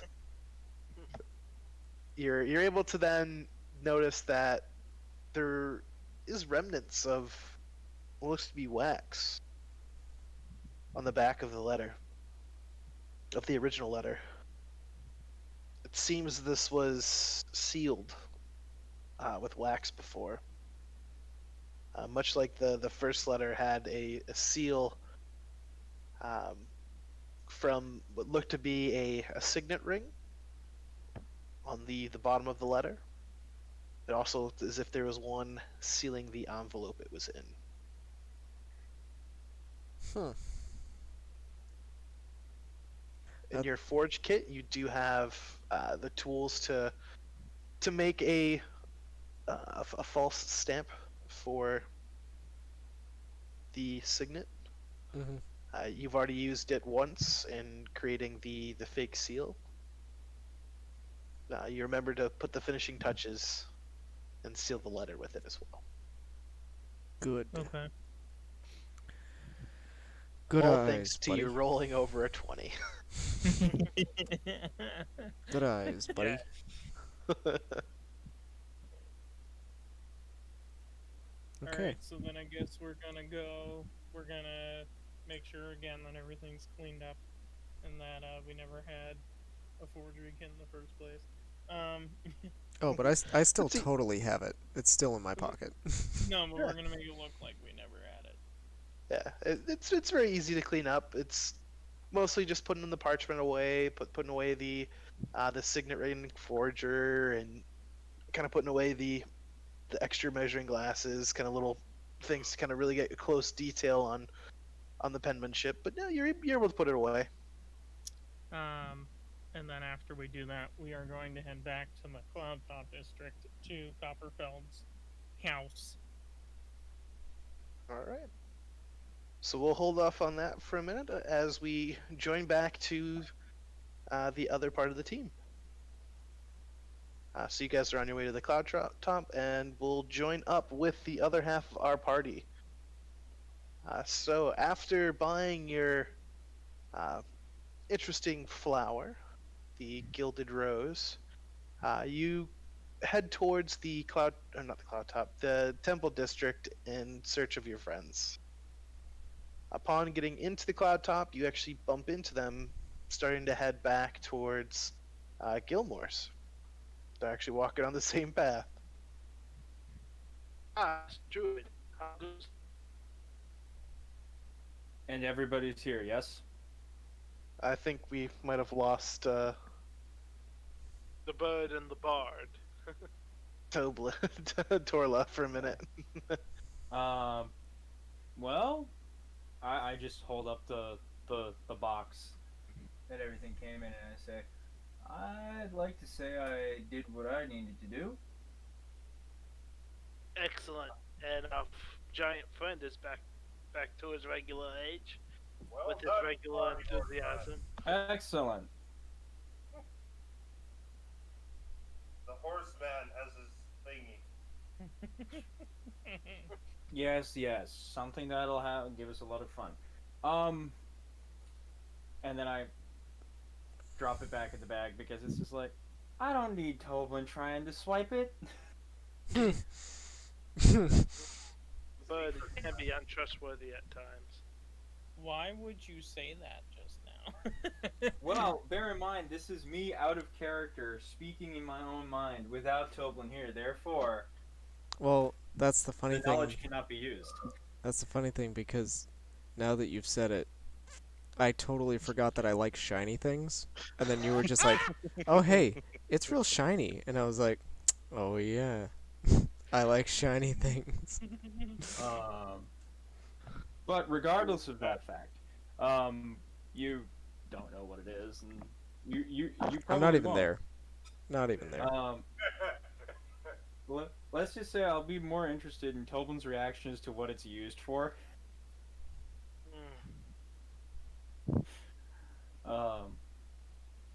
Anyway, so back in character. So everything went well. There's no other money owed because I'm just about tapped out. No, it appears I had enough to cover the cost of getting our giant friend restored. I'm not Excellent. broke, but I I'm should done. have taken more money when we trashed that goblin den, but the village needed it more than me.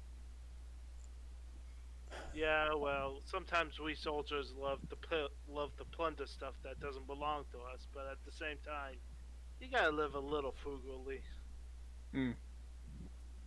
So, back to normal. And I look over at our giant Goliath. magic using friend.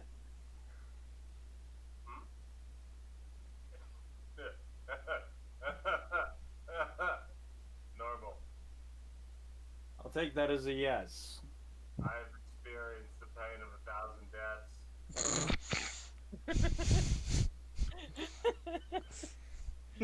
Okay then. Only unfortunate thing is I had to sell the cloak, but oh well. Be better off in the hands of some rogue anyway. That's just the fortunes of life. Sometimes you have to give something up to get something better. I've learned this quite well in my time. Anyway, shall we head Fair back? enough. Shall we head back to the inn and see if our other companions are there? By the way, next time you use your longbow, I have something to show you. Ah, I haven't used that yet, but we'll see what happens. Fair enough. Are we gonna go back to the... I thought we were all here. Nope, just half of us. Norva and the bird are elsewhere.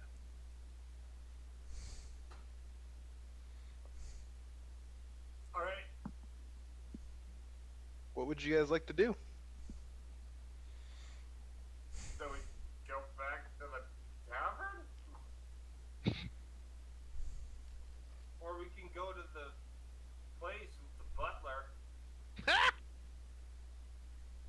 Oh, I'm sorry. I just reminded me of something I saw in Justice League Dark.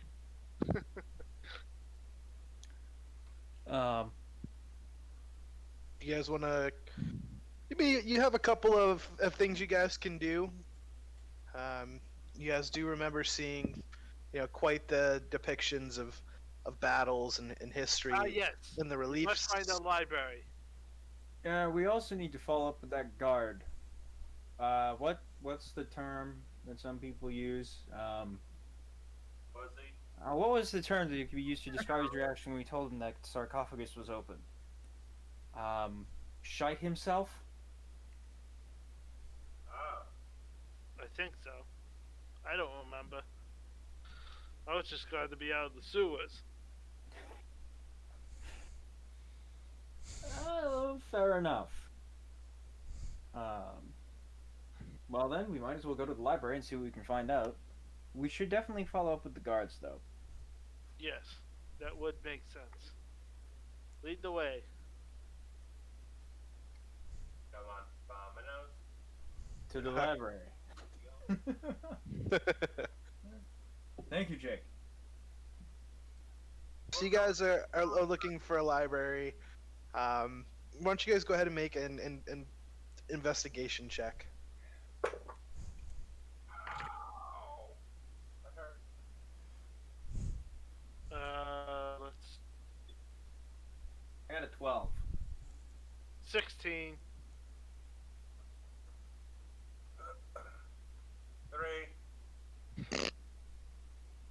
All right, so you guys are kind of spending the next hour or so kind of meandering around, mostly in the uh, Abadar's Promenade district, and not really picking up on much. And you find a couple of small trinket buildings where there's not much in there. But Torla, you start getting annoyed. You're wondering why is this taking so long? It's just a building. You walk up to one of the guards, uh, and ask them, and he says, "A what? You looking for a library?" Yes, sir. We have some research that must be conducted. I mean, then your best bet's to go to the Cobalt Soul. Cobalt Soul. Do you have directions for that, good guardsman?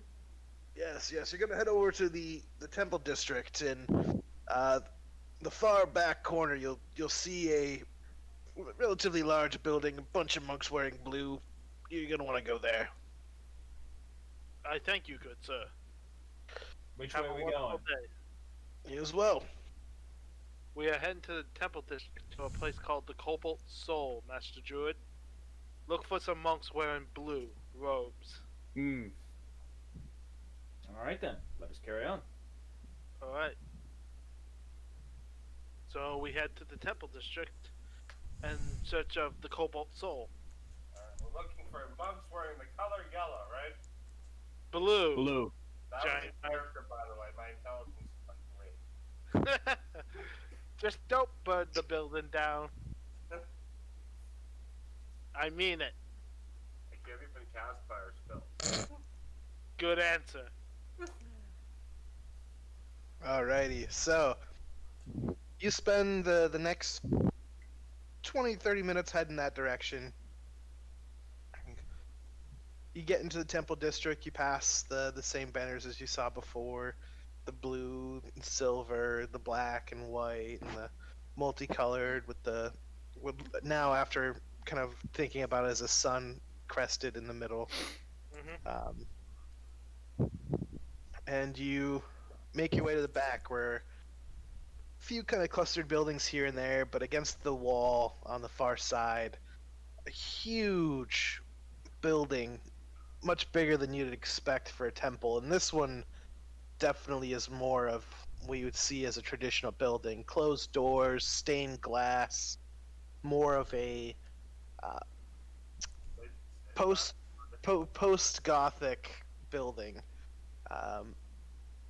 So it's made to be a lot more functional and kind of warehousey, still with its intricate designs on the outside, the brickwork, the vaulted roof.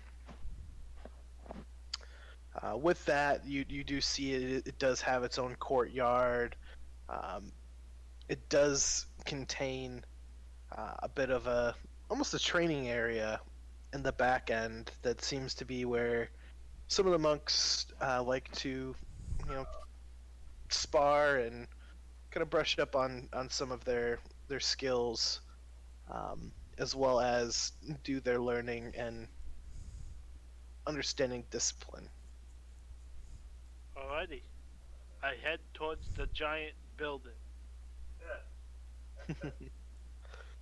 All right, so you guys arrive and walk into the door and are greeted by this wide open bookshelf upon bookshelf upon bookshelf, and there's 2 different stories, ladders strewn across several different bookshelves. There is a treasure trove of knowledge within these walls. At the at the very front, you see a desk attended by 2 monks. One of them is a darker half-elf, kind of mostly tanned, almost bronze-colored skin, dark black hair. A little bit different than what you'd normally expect for an elf. And you also have a tiefling. She is of blue skin, nice and gussied up horns, both wearing the intricate blue robes. Um, the tiefling woman, she's kind of looks over and nods and smiles. Well, what can we do for you today? Master Druid, I believe you should take the lead on this, since you have the most knowledge, I believe. Sure. Well, we're looking into some sort of werewolf cult or brotherhood or sisterhood of some form that may or may not have been associated with a ruler here in this city at some time long past. Werewolf. Hmm. Are you looking to just study here? Oh, I don't think there's a need for us to take the books with us. We have at least a day. All right, We'll good. be here for a while.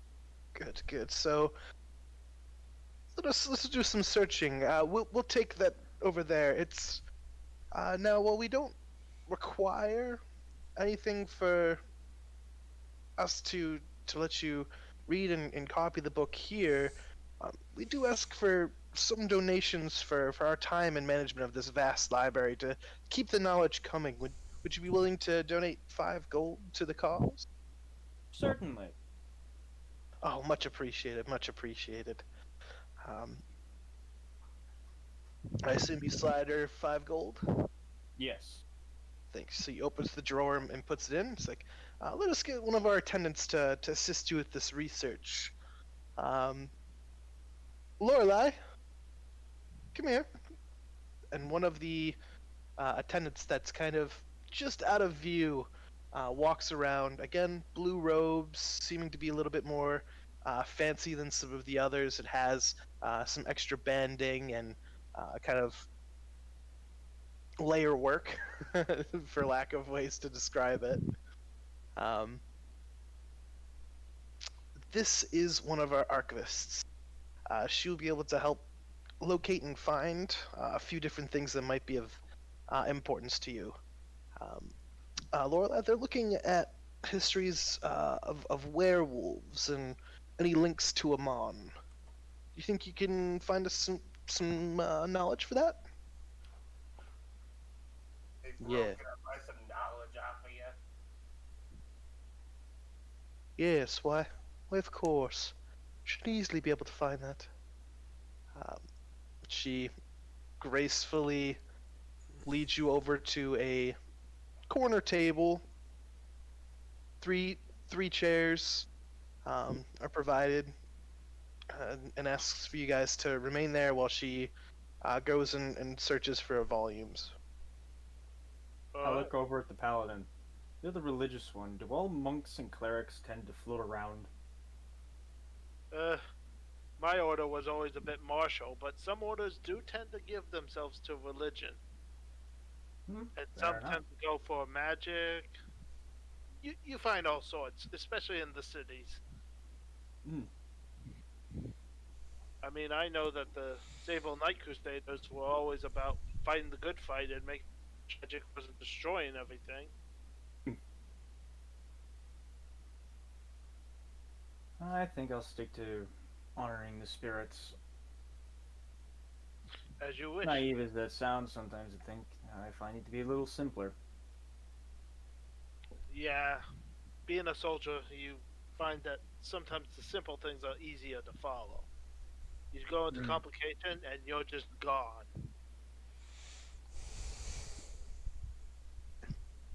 As you finish this conversation,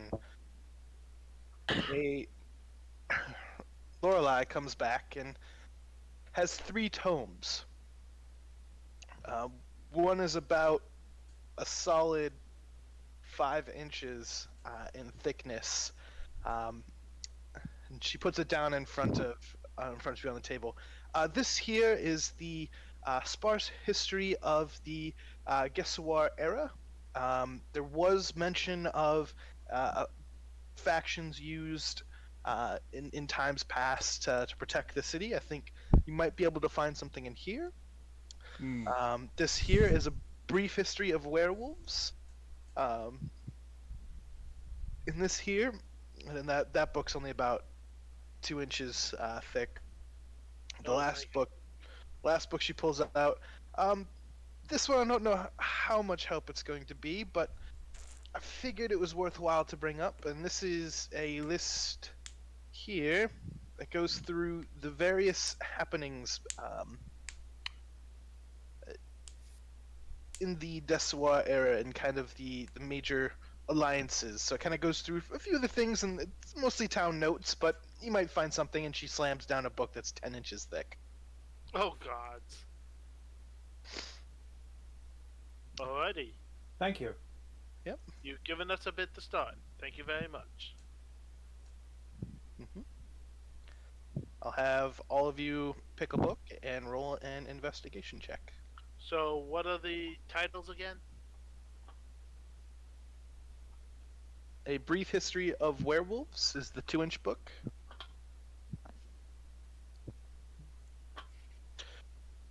There is the Alliances and Partnerships of the Desoir era. And then there is that's the 10-inch book, and then the 5-inch book was the stories of battles of the Desoir era. I'll take the battles. Sounds good. Well, this was my idea, so I reach over and I drag the 10-inch thick volume, slowly, barely getting it off the table as to not make any noise, over to myself. And what do then we I roll? point to the werewolf tome and I say, Hawken, you might want to go through that one. So, what are we rolling? Investigation? Yes.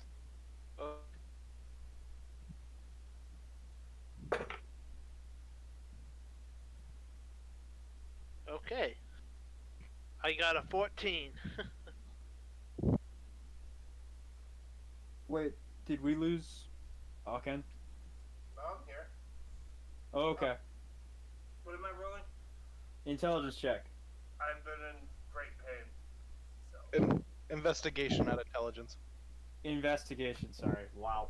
mine's not even gonna matter. 2. Oh no.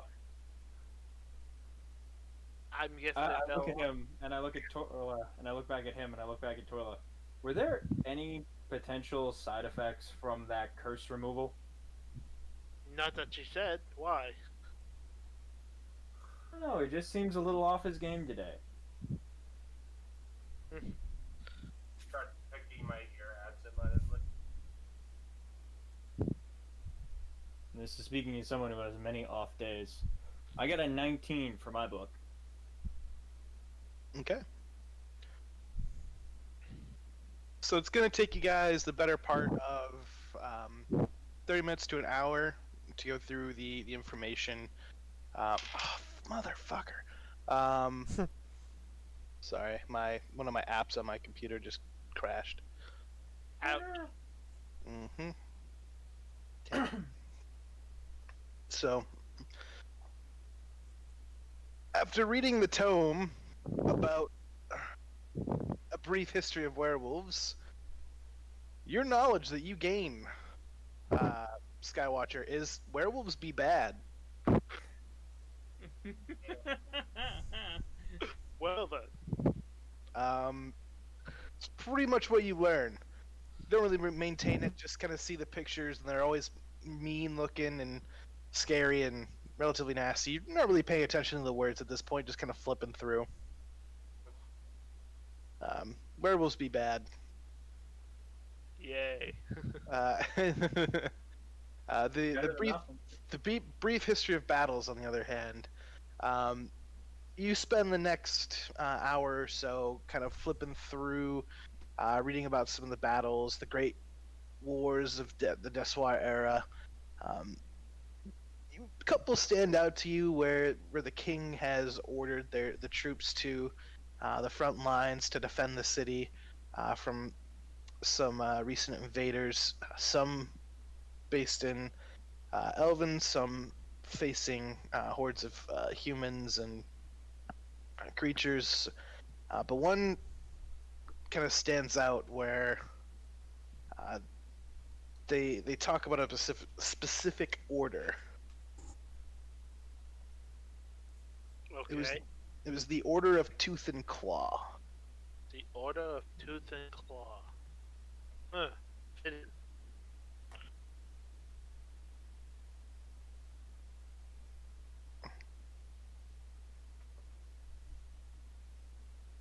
They were sent out to defend the city, and are mentioned several times throughout the tome about one of their elite factions that they employed regularly near the city. What kind of catches you at as odd as there's not too much of them leaving the city and traveling far for distant wars. That's the knowledge you gain out with that roll. Alright. Alrighty, and for the unlucky one, that has to go through 10 inches of information. Oh dear God. You spent about the same amount of time as your buddy that was going through the 5-inch tome. Kind of flipping through, browsing quickly. You kind of look at the farming data, going through some of the town meeting minutes, some of the minutes of the different alliances and assemblies that they've had as a town over the past 100 years.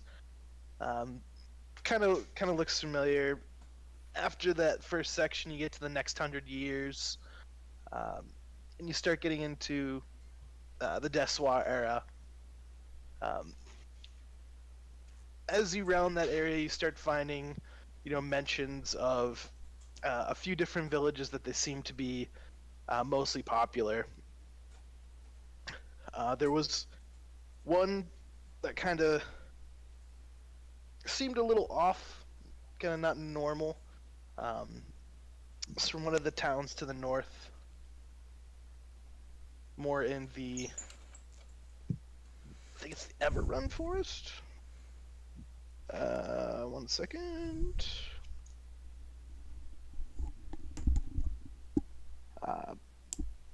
From the Taurian Forest, there seemed to be a cult of the Fang. The particular term wasn't really cult, but in the minutes, people always kind of jokingly called it the cult of the Fang.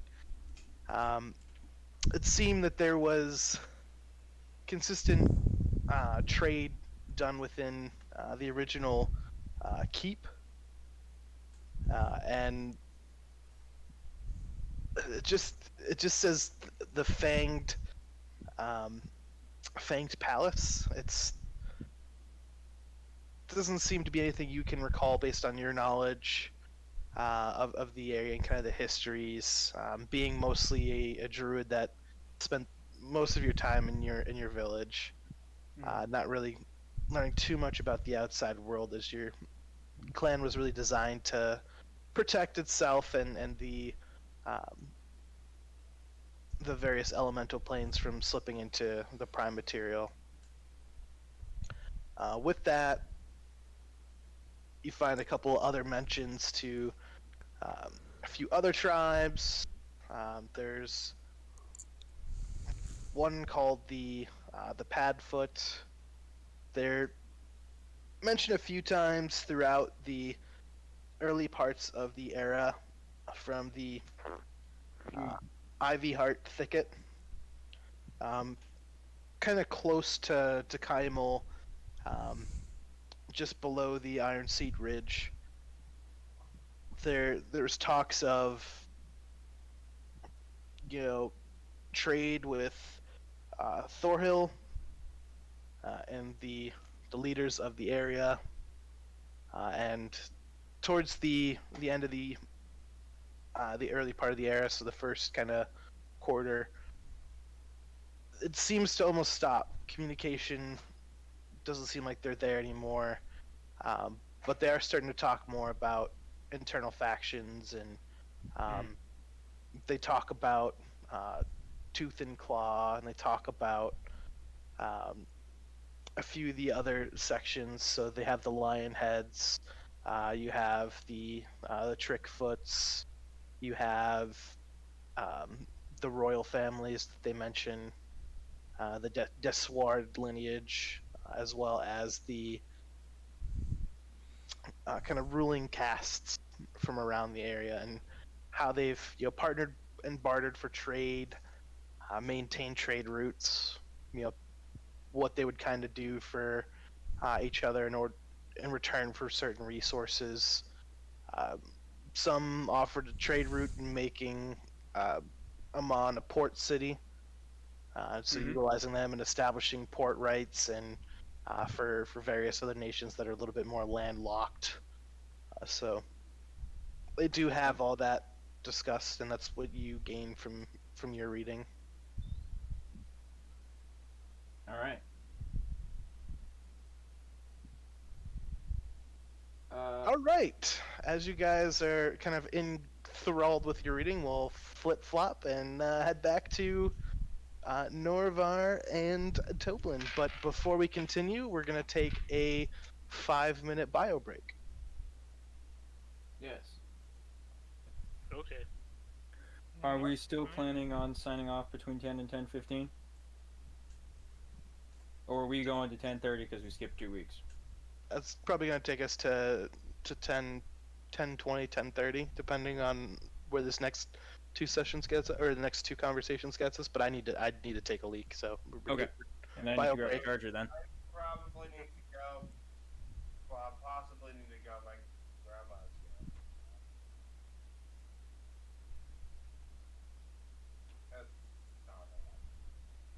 Okay, I'll be back in 5 minutes.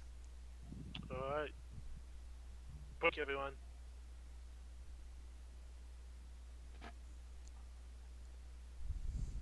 Ow! That hurt. Snatched my freaking foot.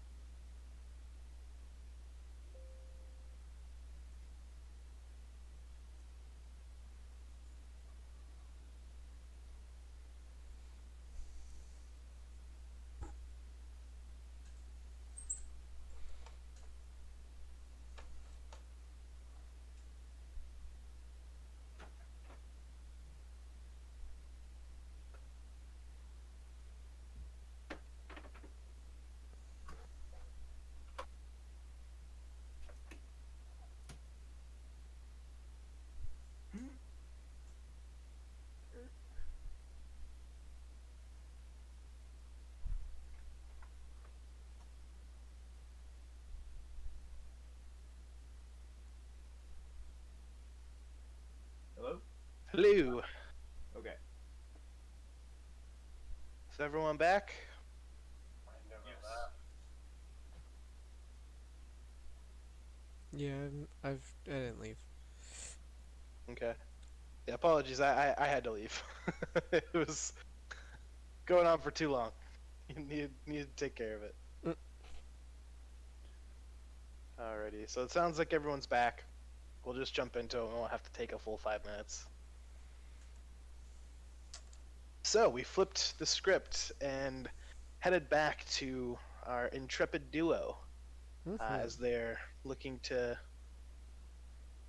take care of a few items off their list. Where's my top-hatted friend? I'm here. Oh, there he is. Been dead the whole time. Wouldn't you like to know?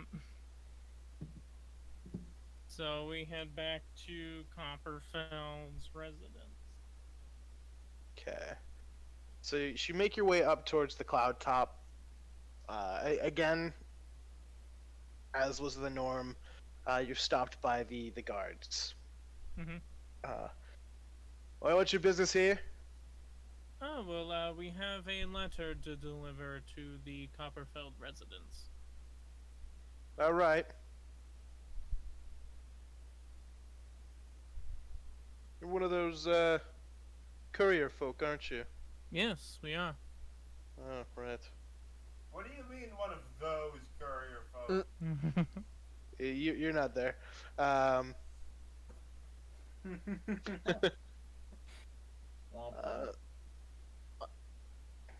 right, so we'll have an attendant follow you in. Oi! Oi!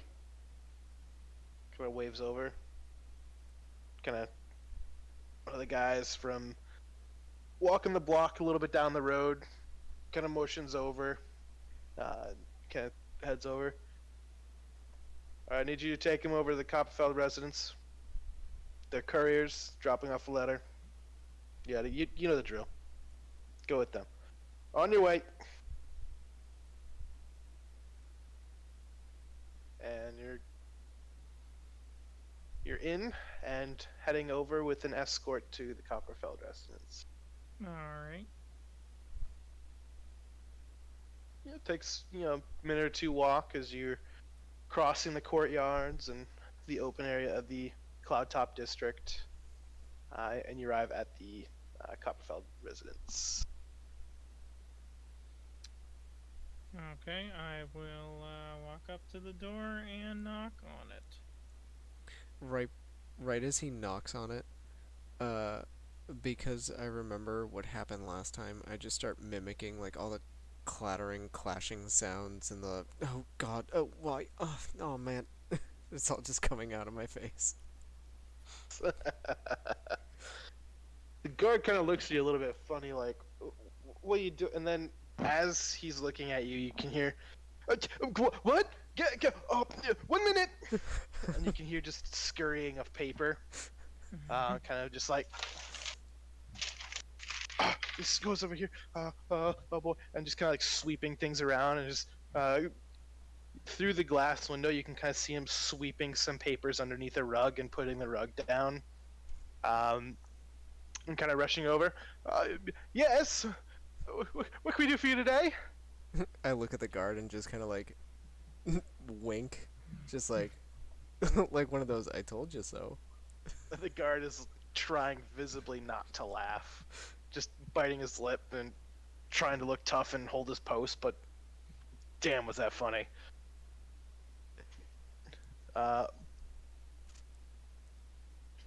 Copperfield Residence, what can I do for you? The master's out? Yes, it's actually about your master. I don't know if you remember us from the other day. We're the Bare Knuckle Couriers. We came to visit, to acquire the ring that Mr. Copperfield purchased through Gilmore's glorious goods. Vaguely, sure. Well, we were waiting for funds to be transferred. He hadn't had a letter delivered to the residence yet, and in passing, we were transferred the letter that you are looking for. And I don't remember who has the letter, if Tobin or I don't know which one of us has the letter, but I hand him. I forgot it. It's sitting back at the desk. Now you definitely grabbed it as kind of the talker, and Toblin knew that. So okay, yeah, sure, hand it here. Just kind of takes it and looks at it, or whatever. It kind of pops open the seal, and it's directly addressed to him. Oh. That's, oh, that's, man. All right. Give me a minute. Goes over and kind of reviews it. Oh yeah. Just kind of runs over and okay, just one second. Trying to find something and kind of gestures for you to turn around. I do so. I do the same. The guard also does so as he kind of goes around. You can hear him messing about, opening a couple of cabinets, and then you can kind of hear a click, click, click, click, click, click, click, clink. Opens up a safe door of some kind, definitely made of metal. Pulls something out. You can kind of hear things move around and just kind of oh, shit, damn, oh, kind of pushing things back up, kind of throwing some. You kind of hear coins and stuff jingling back into metal on metal. He closes it shut and it latches shut. All right, so I believe he paid that half in advance. Here's a writ for the final purchase for Gilmore's Glorious Goods. Pass it off and bring the ring here. Or wait, let me read that again. For delivery from the Rare Knuckle Courier. So I mean, you guys are bringing it to him? That's probably what he wants. I don't know why. What would I do with the ring? Yes, he requests it immediately. Sure, whatever. Make a deception check with advantage. Okay.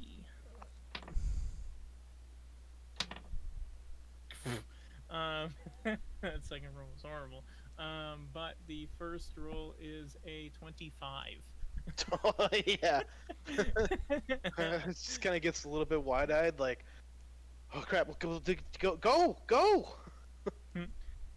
Very well, I take the rent and we head back to Gilmore's Glorious Goods. All right. Is the guard with us? He's still with you up until the point where you guys get to the border. Yeah. As we're like walking away, I'll do this sound bite again of the guy like just messing around and like fumbling with himself and just like, oh god, oh jeez. Shit. Oh boy. That kid he's something. Don't know what he sees, but Copperfield saw in him, but I guess good help's hard to find these days.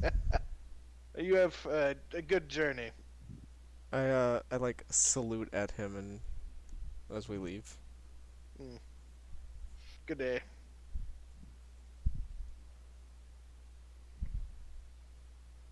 So we head back to Gilmore's Glorious Good. Written in hand, you head back to Gilmore's Glorious Goods. I'll walk in. Welcome again to Gilmore's Glorious Goods. What can I do for you today? Yes, we were in a few days ago. I guess it was only a couple of days ago, actually. Or maybe it was just yesterday. Well, doesn't matter. We came in about a ring for Mr. Thamius Copperfield. We were asked to deliver it, and we have the writ here for the other half of payment, so we may collect the ring. Ah, yes, good. Old Thamius, what a card he is. All right, I'm glad he finally paid up. So I'll go ahead and take this. Takes the writ. Alrighty. The writ is worth 60,000 gold pieces.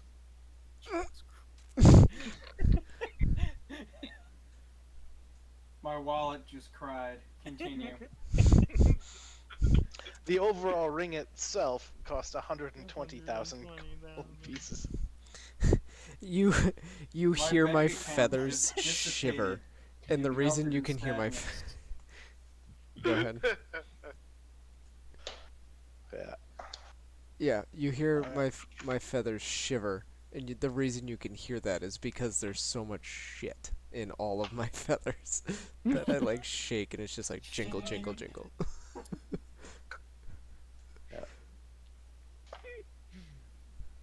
To give you an idea, a warship, sorry, a galleon, a galley boat, cost 30,000. What's this guy doing? Buying his own fleet? A let's see, where am I doing here? Where is it? Where is it?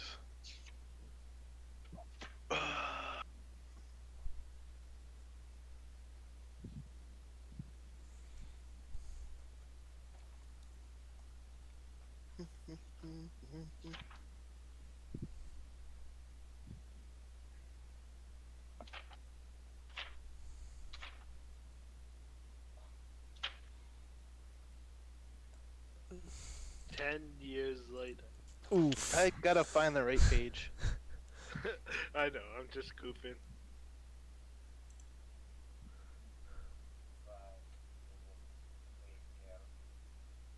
Alrighty. So this, they slide across. He's like, "All right, now take good care of that. It is very experimental magics. We believe it is up to his request, and it is yours." He kind of puts it in a nice little casing, kind of filigreed with platinum, kind of like you would see a wedding ring kind of hosted in, and slides it across the table. I Good take care of the that. ring. Make sure it gets to Thabius in one piece. Oh yes, of course. We would never.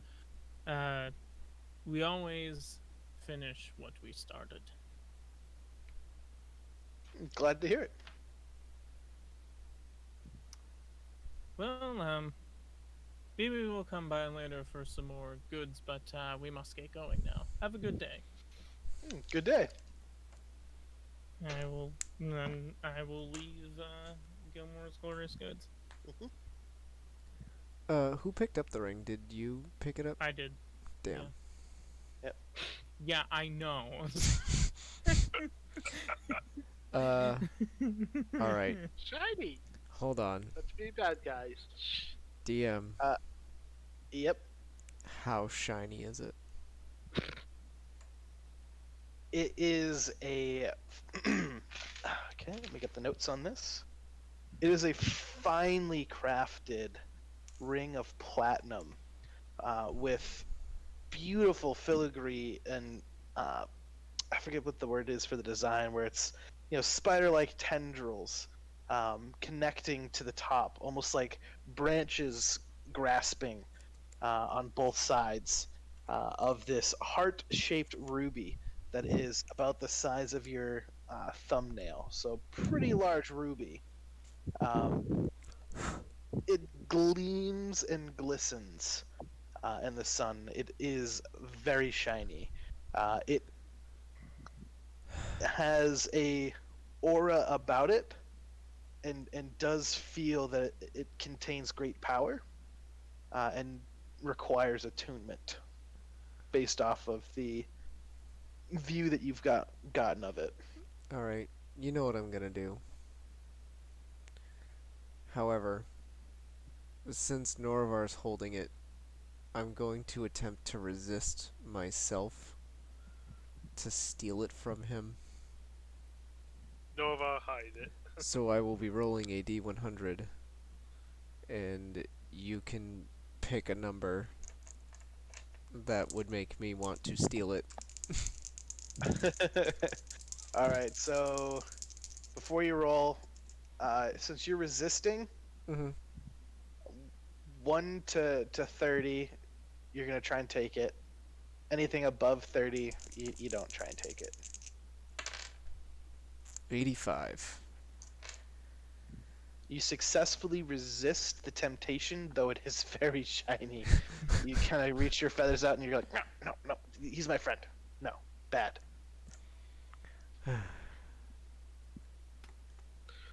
I do kind of sulk. Kind of put your head down and Yeah. sad cha-ching, cha-ching, ka-cling, cha-ching. Yeah. I'm just waiting for us to encounter the D&D equivalency of a metal detector.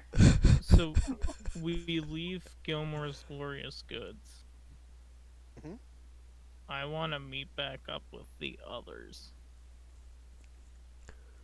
All right. I don't want to go straight to destination yet. Do you want to take the time to kind of spend some time with the ring and get to know it a little bit, or do you want to head over and try and find your friends first? To me, it's just a ring, and like, I gotta do shit here. I have motives to go and do, so no, I'm not gonna take time to spend time with it. All right. This disappoints me greatly. Because I know how magically powerful it is, and I just I can't See, say here's the anything. thing. I You resisted know how it. magically powerful it is. I just think it's a ring. Right, no, that's why I'm so disappointed, because I'm like, Yeah. let me attune to it, but also I don't want to steal it from you, and you're like, no, it's too shiny, he'll steal it. There's so many emotions happening inside your feathered friend, and you can just see it all in his face. It's like panic, frustration, sadness, anger. Twitching all Yeah, over the and just place. like tweak it a little bit. Oh boy. All right. So you scout around for your friends. Go ahead and roll a perception check with advantage. Me? Actually, I think Toblin, because he's got the bird.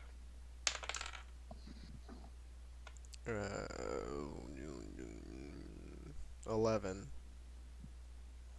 11. So it takes you the better part of an hour just to.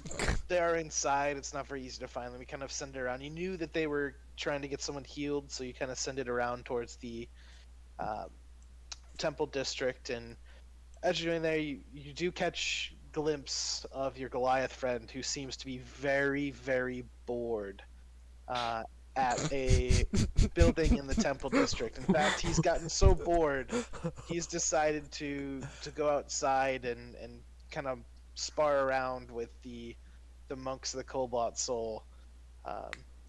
So, Oh, Aokin, Huh. I want you to roll initiative. Ooh. Here we go. Here we go.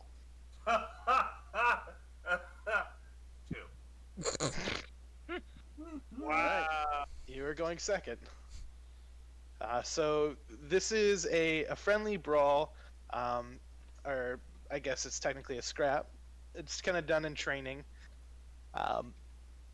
So you're just kind of sparring around, no weapons, just strength on strength, kind of unarmed combat. Am I wearing my armor? Should be just my AC. Yes, you're still wearing your armor because essentially it was just no weapons.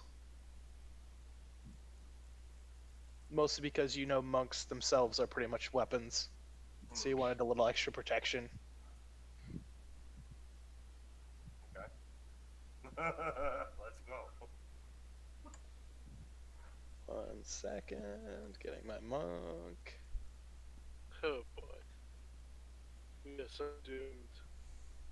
This is the same monk that you almost knocked out on episode 1. That would be funny. Is now level 8. Can shoot lasers. So you're fighting one of the monks that has been there for a little while.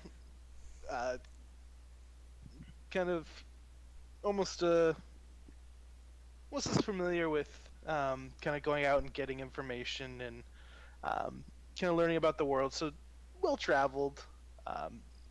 Looking at a decent thing. So they go first. Where in the hell did that go? Oh, Upstairs and to the left. that's why I'm on the wrong page.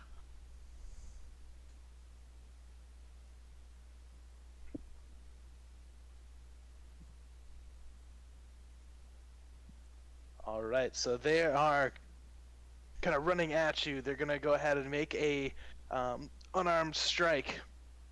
Throw a quick punch over at you. Okay.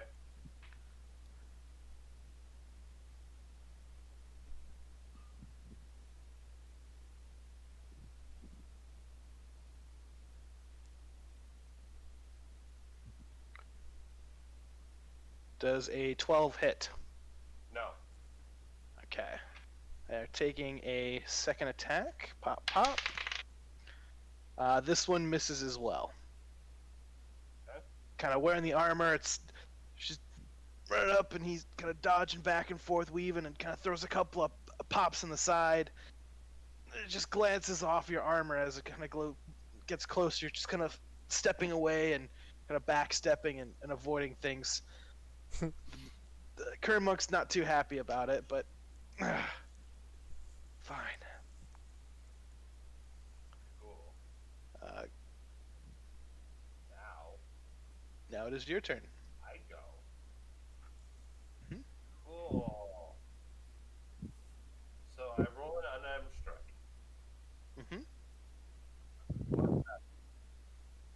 So it's just your strength bonus, or your athletics, depending on whichever's higher, whichever you want to use,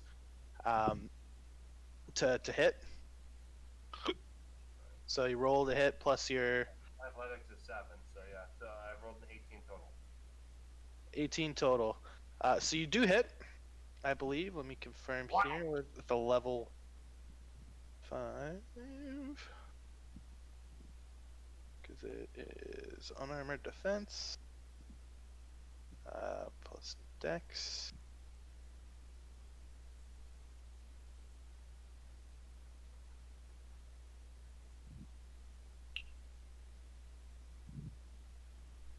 Dexterity.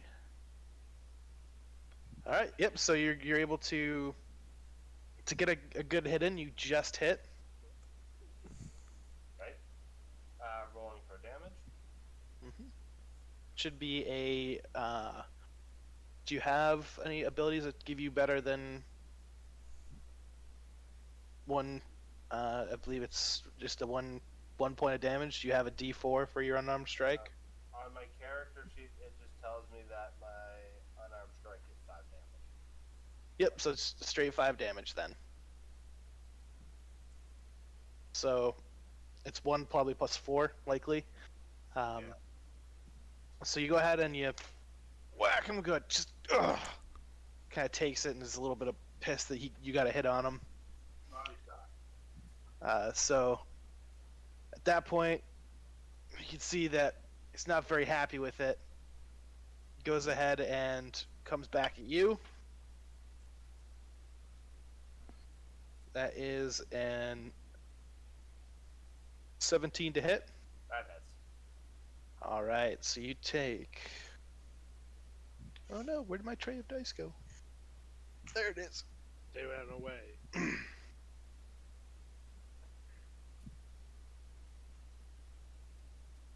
That is 3 points of damage plus another 3, so that's 6 points of damage. Alright. And taking an attacking again for pop pop. That misses again, so the second one misses. Okay. But you kind of see him get a little bit angry, and a jolt of energy kind of kicks through his muscles, and he goes for a third attack. That one will hit. That is a 20-something to hit. Okay. Probably gonna be another 6. This is 5. 5. So 5 Yeah. total. 5 total. Alright. And then a the second attack for unarmed strike. 2 unarmed strikes. Flurry of blows. 15 15 damage. to hit. Hit. That's right on.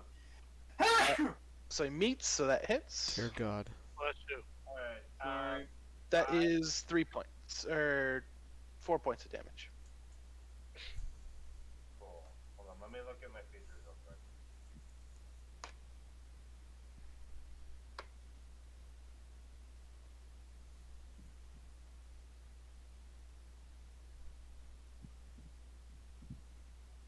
All right. Cool. That's 4 points. Mm-hmm. Alright, I take 4. Alright, is that their turn? Yep, that's their turn. I am going to use... So they kind of came up at you and threw a couple of jabs, and a few of them hit and landed, and one glanced off the armor that made them mad, so they came back with an elbow and then a pop to the face. They stood back, and then they kind of went into an interesting stance. Right. I'm going to take a bonus action. Alright. I'm going to utilize Second Wind, which allows me to regain 1d10 plus 1. Roll that.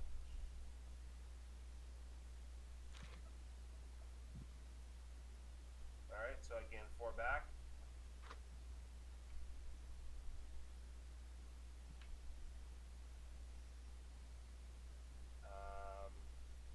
You said that they fell into like a weird stance.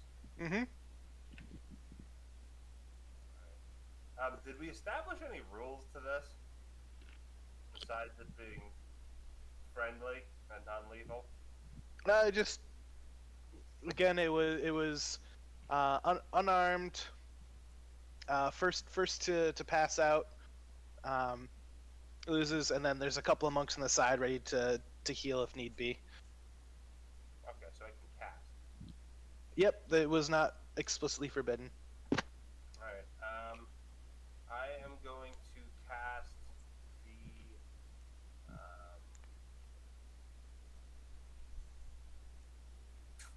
cantrip Blade Ward. Extend your hand and trace a sigil of warding in the air. Until the next turn, I have resistance against bludgeoning, piercing, and slashing. Actually, never mind. It's specifically weapons. Yep.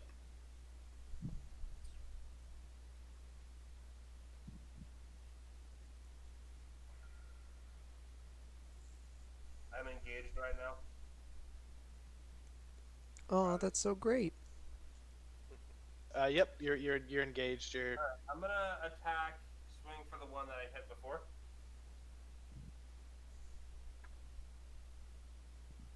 And I'm going to do an unarmed strike.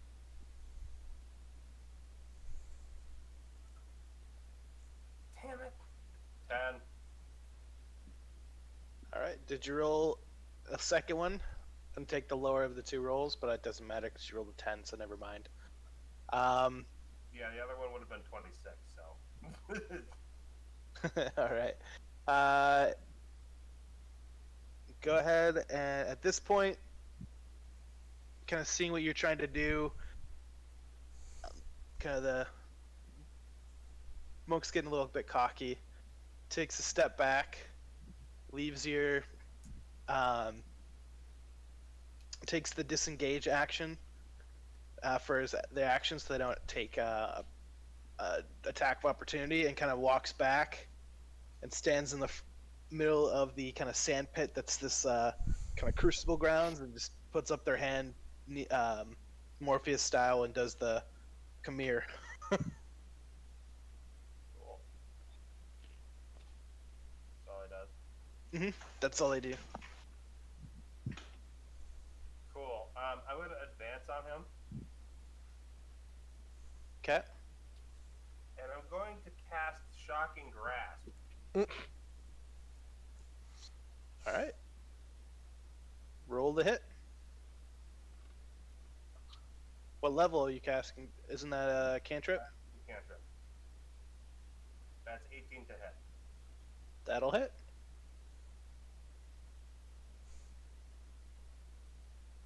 So just sort of grab his shoulder and rolling 2d8. 8 damage. Alrighty. Wait, did you say this was shocking grasp? Maybe. Did you just venom strike this man? You just reach over and gave him the shoulder touch? Hey. Hey. Yeah, so the monk being a little bit cocky, standing there and waving you to come forward. You get a little bit angry and blitz him really fast. And as you do, you go for a punch, but instead of a punch, you're actually just using it as a distraction across in front of his face as you reach out and grab his shoulder and cast the spell. At that point, a burst of electricity pulses through your hand as it statically shocks the monk. Not too happy. So then, this is 8 plus. Do that a lot more.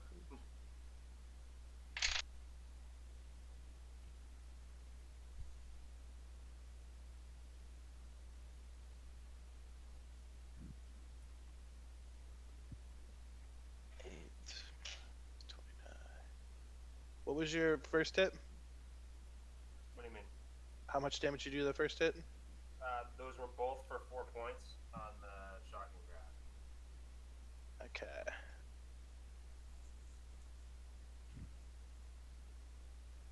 So I mean, I forgot how much you did. I didn't write it down for the first damage. Oh, the very first one? 8. Yeah. Sorry, 5. 5? 5, nothing, and then 8. Okay.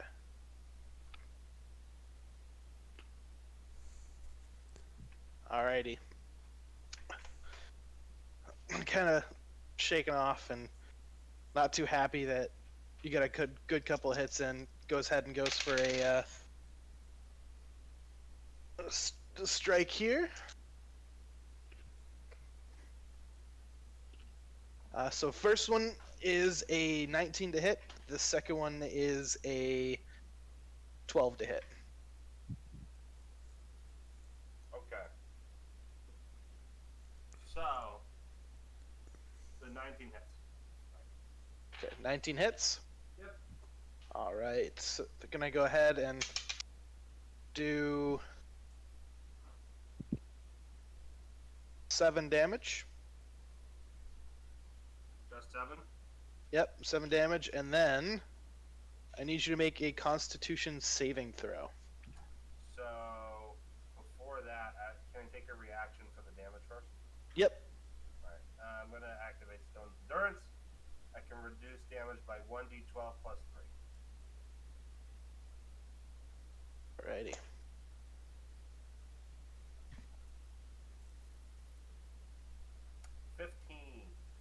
So, I take nothing. Yep. You kind of flex a little bit harder, and the hit doesn't quite land. But during that time, they went ahead and pumped in a little bit of extra gotchas. Go ahead and make the The saving throw? saving throw. Constitution, right? Yep, Constitution. 22. Holy shit. Yeah, you definitely save.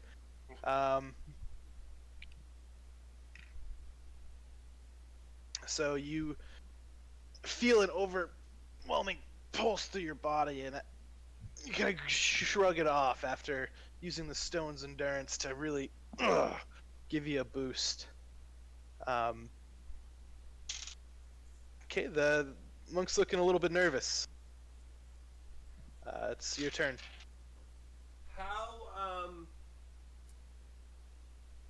How big is this ring?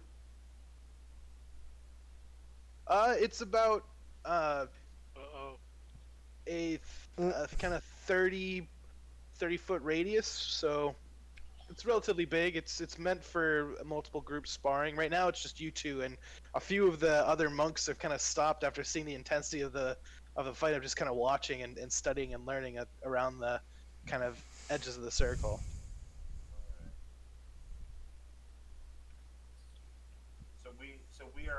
We're in the middle. Yep, you're towards the middle now because that's where the monk got a little cocky and walked away from you and kind of. Yeah, so we're 30 feet away from any edge. Yes.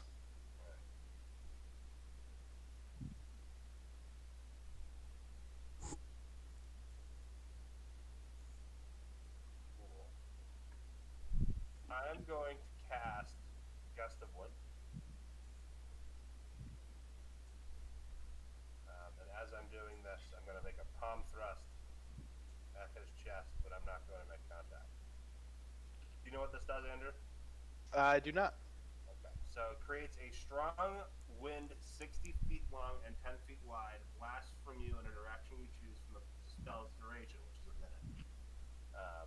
Each creature that starts its turn on the line must succeed on a strength saving throw or be pushed 15 feet away from you in a direction following the line. So, trying to go for a ring out.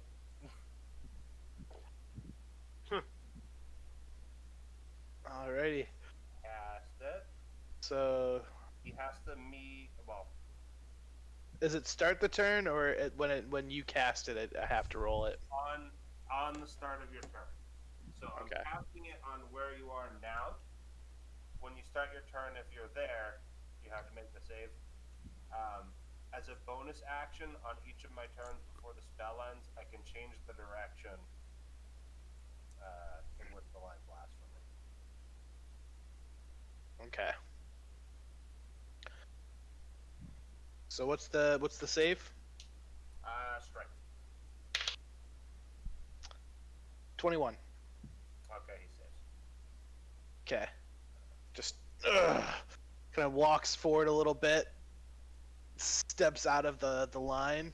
Also, quick note: Mhm. if you move in, are you moving closer to me? Well, flavor text wise, he took a step towards you and kind of tried to move outside of the kind of ray. So he's taking a few steps to his right. Okay, that's fine. So it's just getting out of the kind of wind tunnel there. Not too happy about it. Runs up, and again he's gonna go for his attack.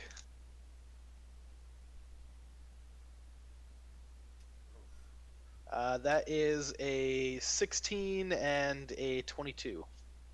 Both hit. Both hit. Both hit. Uh-oh. That is 6 points of damage and 6 points of damage, 12 total.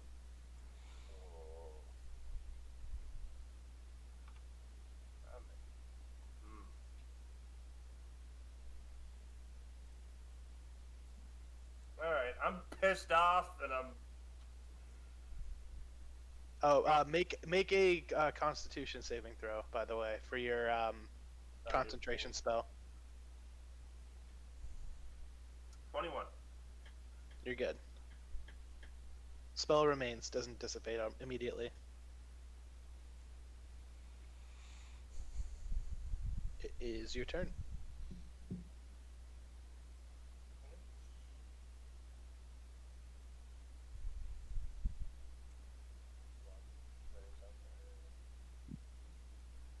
Alright, so up to a minute is a round, right? Yes, it is 10 rounds. 10 rounds? Okay, so it's still in effect. Bonus action, I'm going to move the wind tunnel back on him. Okay.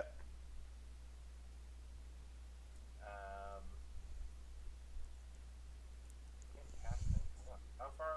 He's in melee range. Mm-hmm. I can't attack as long as the spell's active. Might have been a bad idea. You always are full of those.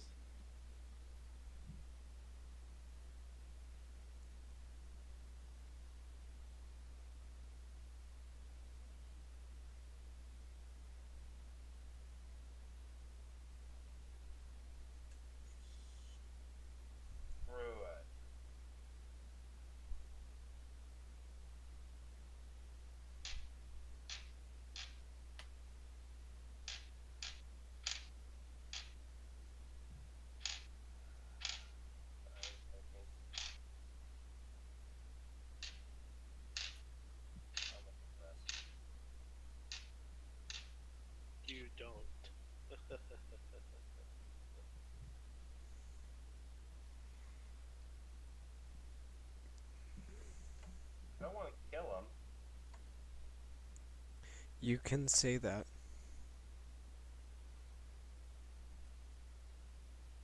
I don't want to kill you.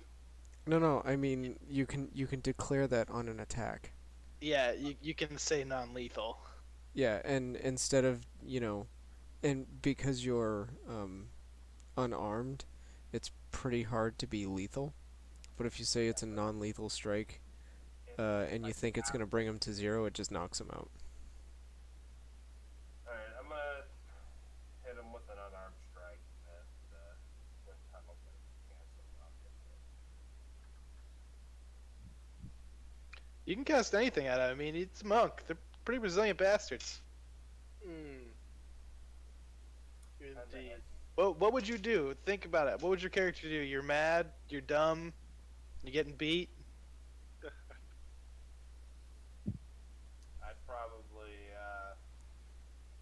Whips out a probably sword. cast Shocking Grasp again. The humiliation thing. Mm-hmm. I'm Taser Fist. Taser face. Taser fist. 26. That'll hit. Oh god.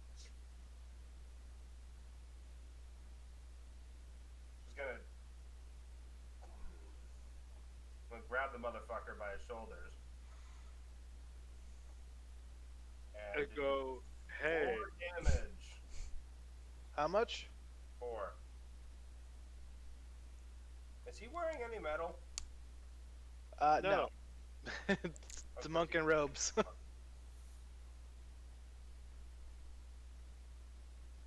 All right. Is that your turn? Yeah. After that next electric shock, the monk's not looking too happy. Kind of slaps out of your grasp. Kind of takes a step back. Kind of looks at you, sizes you up. Goes ahead and makes 2 strikes. Oh yeah, both are gonna definitely hit. That's a natural 16 and a natural 18.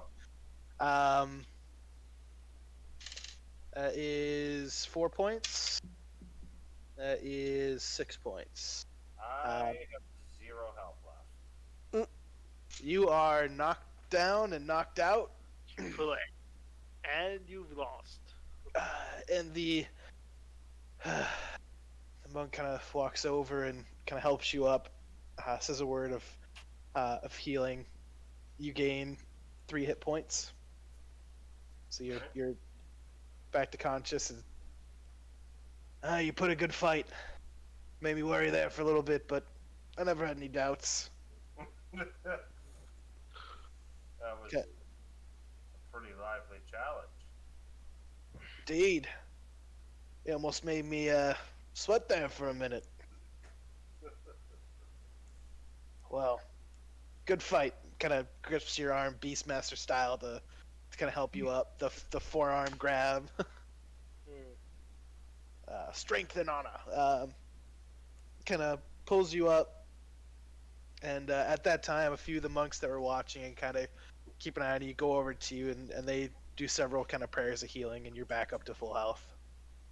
They do the same for the other monk. A few of them are actually congratulating him, like, "Oh, way to go! I thought you were gonna, thought he had you after that other round. Good job." Kind of cheering him on. You see a little coin purse slide his way. A couple of people made some bets on him, and Nice. Did Norvar and I see all of this? you saw it through the bird as you're heading over there. Okay. You'd probably get there around 3 or 4 minutes after the fight is over. Okay. But So like we You get got- there and people are dissipating. yep, exactly. People are dissipating. Just kind of standing in front. You kind of see each other, and the group meets back up again. I playfully tap his chin and go, knocked out.